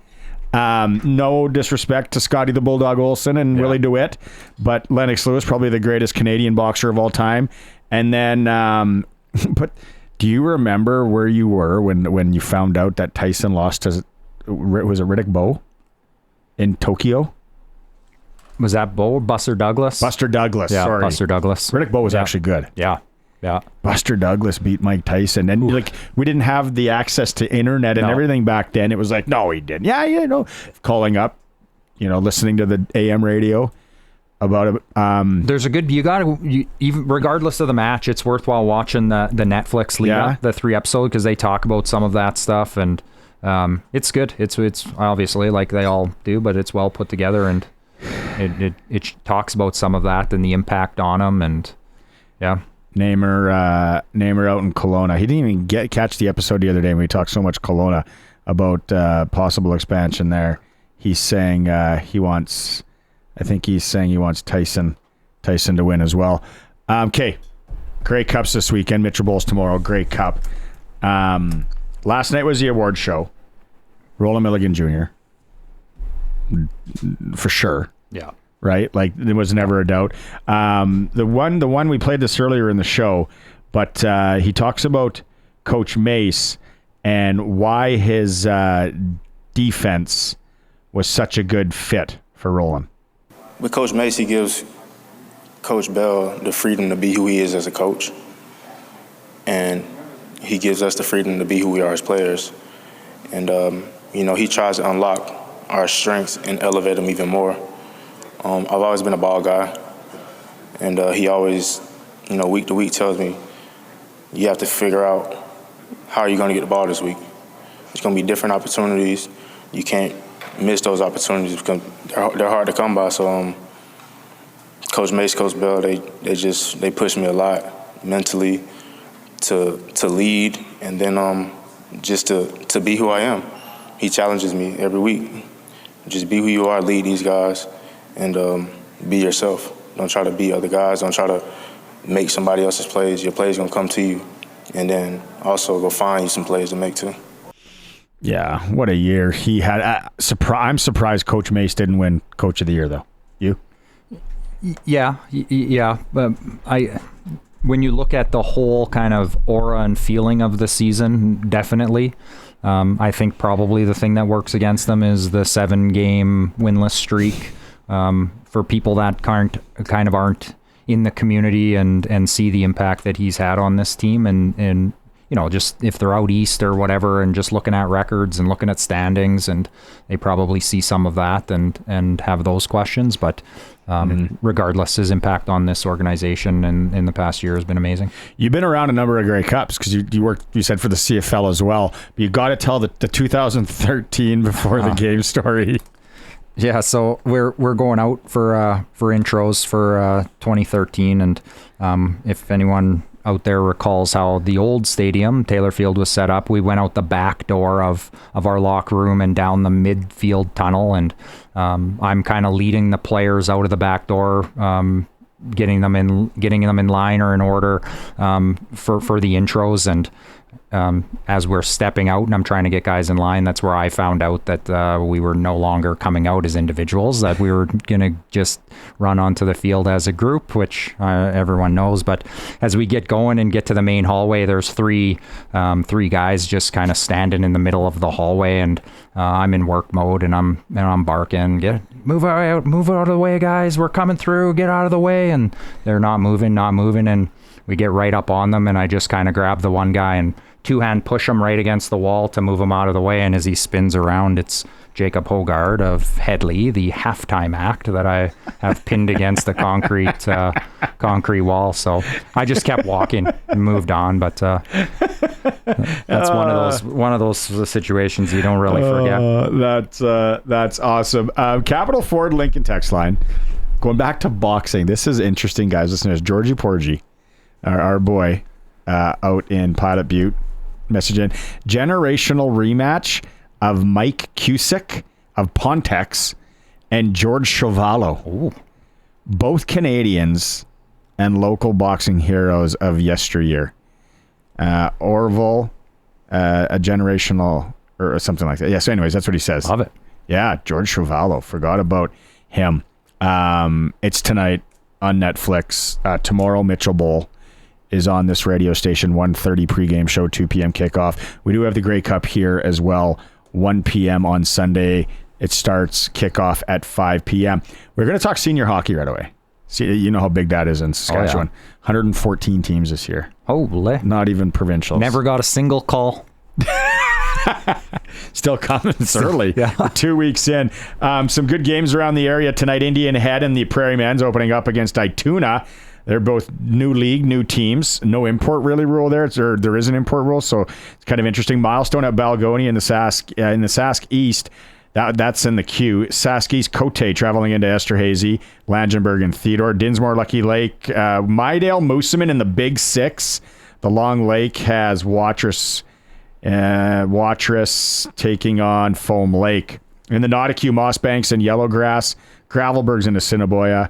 You can pick up everything in the Monday Nooner podcast, of course. And then the Monday Nooner, we have the senior hockey report coming up in a bit. I know you got a jet. Thanks so much. You betcha. For being here today. When we come back, we're talking senior hockey, and then we're going to talk a little bit. We're going right in. Oh, Colson's saying we're going right in to your weekly senior hockey report, and it's brought to you by Cool Bet. It's right there. It's right there? Yeah. Oh, there's a promo. Okay, sorry. This is new. It's my first day. Go ahead, Colson. Take it away.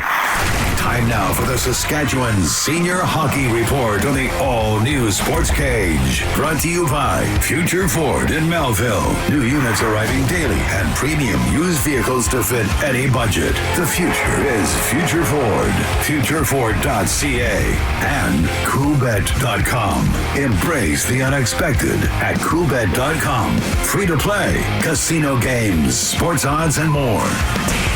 LZ and Bob's here with me and talking senior hockey. Leagues are firing, boys. A couple of weeks in now for a lot. Let's go through some games around the area in the Sports Cage listening area. I'll start it off with tonight in Yellowgrass, Mossbank in town. See how those two teams stack up in the Nauticue Hockey League. And then also in the Nauticue, I'll give one more. It is tomorrow. Second game. They're back in the senior hockey ranks and leagues. It's the Flesh Flyers hosting the Gravelberg Hornets. LaFleche, like I said, they're back in. They are 1-1 on the season, and Gravelberg is 1-2. Millsy, over to you. What do you got around the Sports Cage listening area? Well, let's go to the Q here, the Quail Valley Hockey League. One big one kind of on Friday night. A couple of mid teams right now looking to find their way. The Milestone Flyers travel into Balgonie to face the Bisons. And if you've been listening to the podcast, we talked about it last week and we just mentioned it here this week. The Bisons started out 2-0 last year and then went on a, Boz, correct me if I'm wrong, a 16-game losing streak? 20 So games. This year they start 2-0. They lost their game Saturday night to be 2-1. Let's just see what they can do if they can break the curse on Saturday night against Milestone. That's the big one in the queue this weekend. Thanks, Millsy. Where do you want to go, boss? I'm going to go to the Big Six, Southeast Saskatchewan. Great league out there. Game of the week, game of the month, whatever you want to call it. Two undefeated teams on Friday night. Red vs. Rockets, number 2 ranked team in the province, according to the Monday Nooner Senior Hockey Top 10. They roll into Carlisle. Little date at 8 p.m. at the Carlisle Sports Arena. Carlisle's 1-0. Carlisle has added a lot of pieces, and Redvers is a wagon. So you got two of the best teams in the league, maybe 2 of the top 15 teams in the province. Friday night, going to be good at the Carlisle Arena, like I mentioned. All right, Millsy, maybe one more. What do you got? Something in the Long Lake? I do. We got one game of note in the Long Lake. We got the Foam Lake Flyers, and again, we haven't heard much out of Foam Lake with the Flyers, but they're 1-0 on the year. Wadena was to have a game this past weekend, but it got postponed. So Foam Lake goes to Wadena for their home opener. That's my game of the week in the Long Lake. All right, fellas, let's get into the top 10. Week 2, top 10. Our honorable mentions were Assiniboia from the Nauticue, the Cote Selection from the Sask East, and Porcupine Plain Blues from Wheatland. Millsy, who was in at number 10? From the Twin Rivers, they're 3-0, the Allen Flames. 9 was the Lashburn Flyers out of the Sask Elta. 8, the Kenaston Blizzard from the Sask Valley Hockey League. I just talked about them from the Long Lake Hockey League. Number 7, the Foam Lake Flyers. All right, we got next the Senior Clippers out of Kindersley Sask West Hockey League. Davidson Cyclones from the Valley, they are in at number 5. And I think this is their first time in the Nooner top 10, boys. From the Sask Valley, they beat a couple of top teams from last year, the Delisle Bruins. The Leroy, what number am I? 3? The Leroy Braves. Back with vengeance this year. Yeah, number 2. From the Big 6, the Redvers Rockets. And in at number 1, I am an alumni of these guys from the Coppell Valley. 3-0, the Raymore Rockets. That is a senior hockey report for CoolBet, coolbet.com, and Future Forward in Melville. You can see them at futureforward.ca. Well, that's pretty much it. Ryan, thanks so much. Cease, thanks so much. When we come back, we're going to have the Blue Jay report, and then it's the weekend. It is the all-new Sports Cage on 620 CKRM. I'm Dave Thomas, and it's time for the Major League Baseball report for Short-E Generators. Keep the power in your hands with an automatic standby generator from Short-E Generators, the standby generator experts.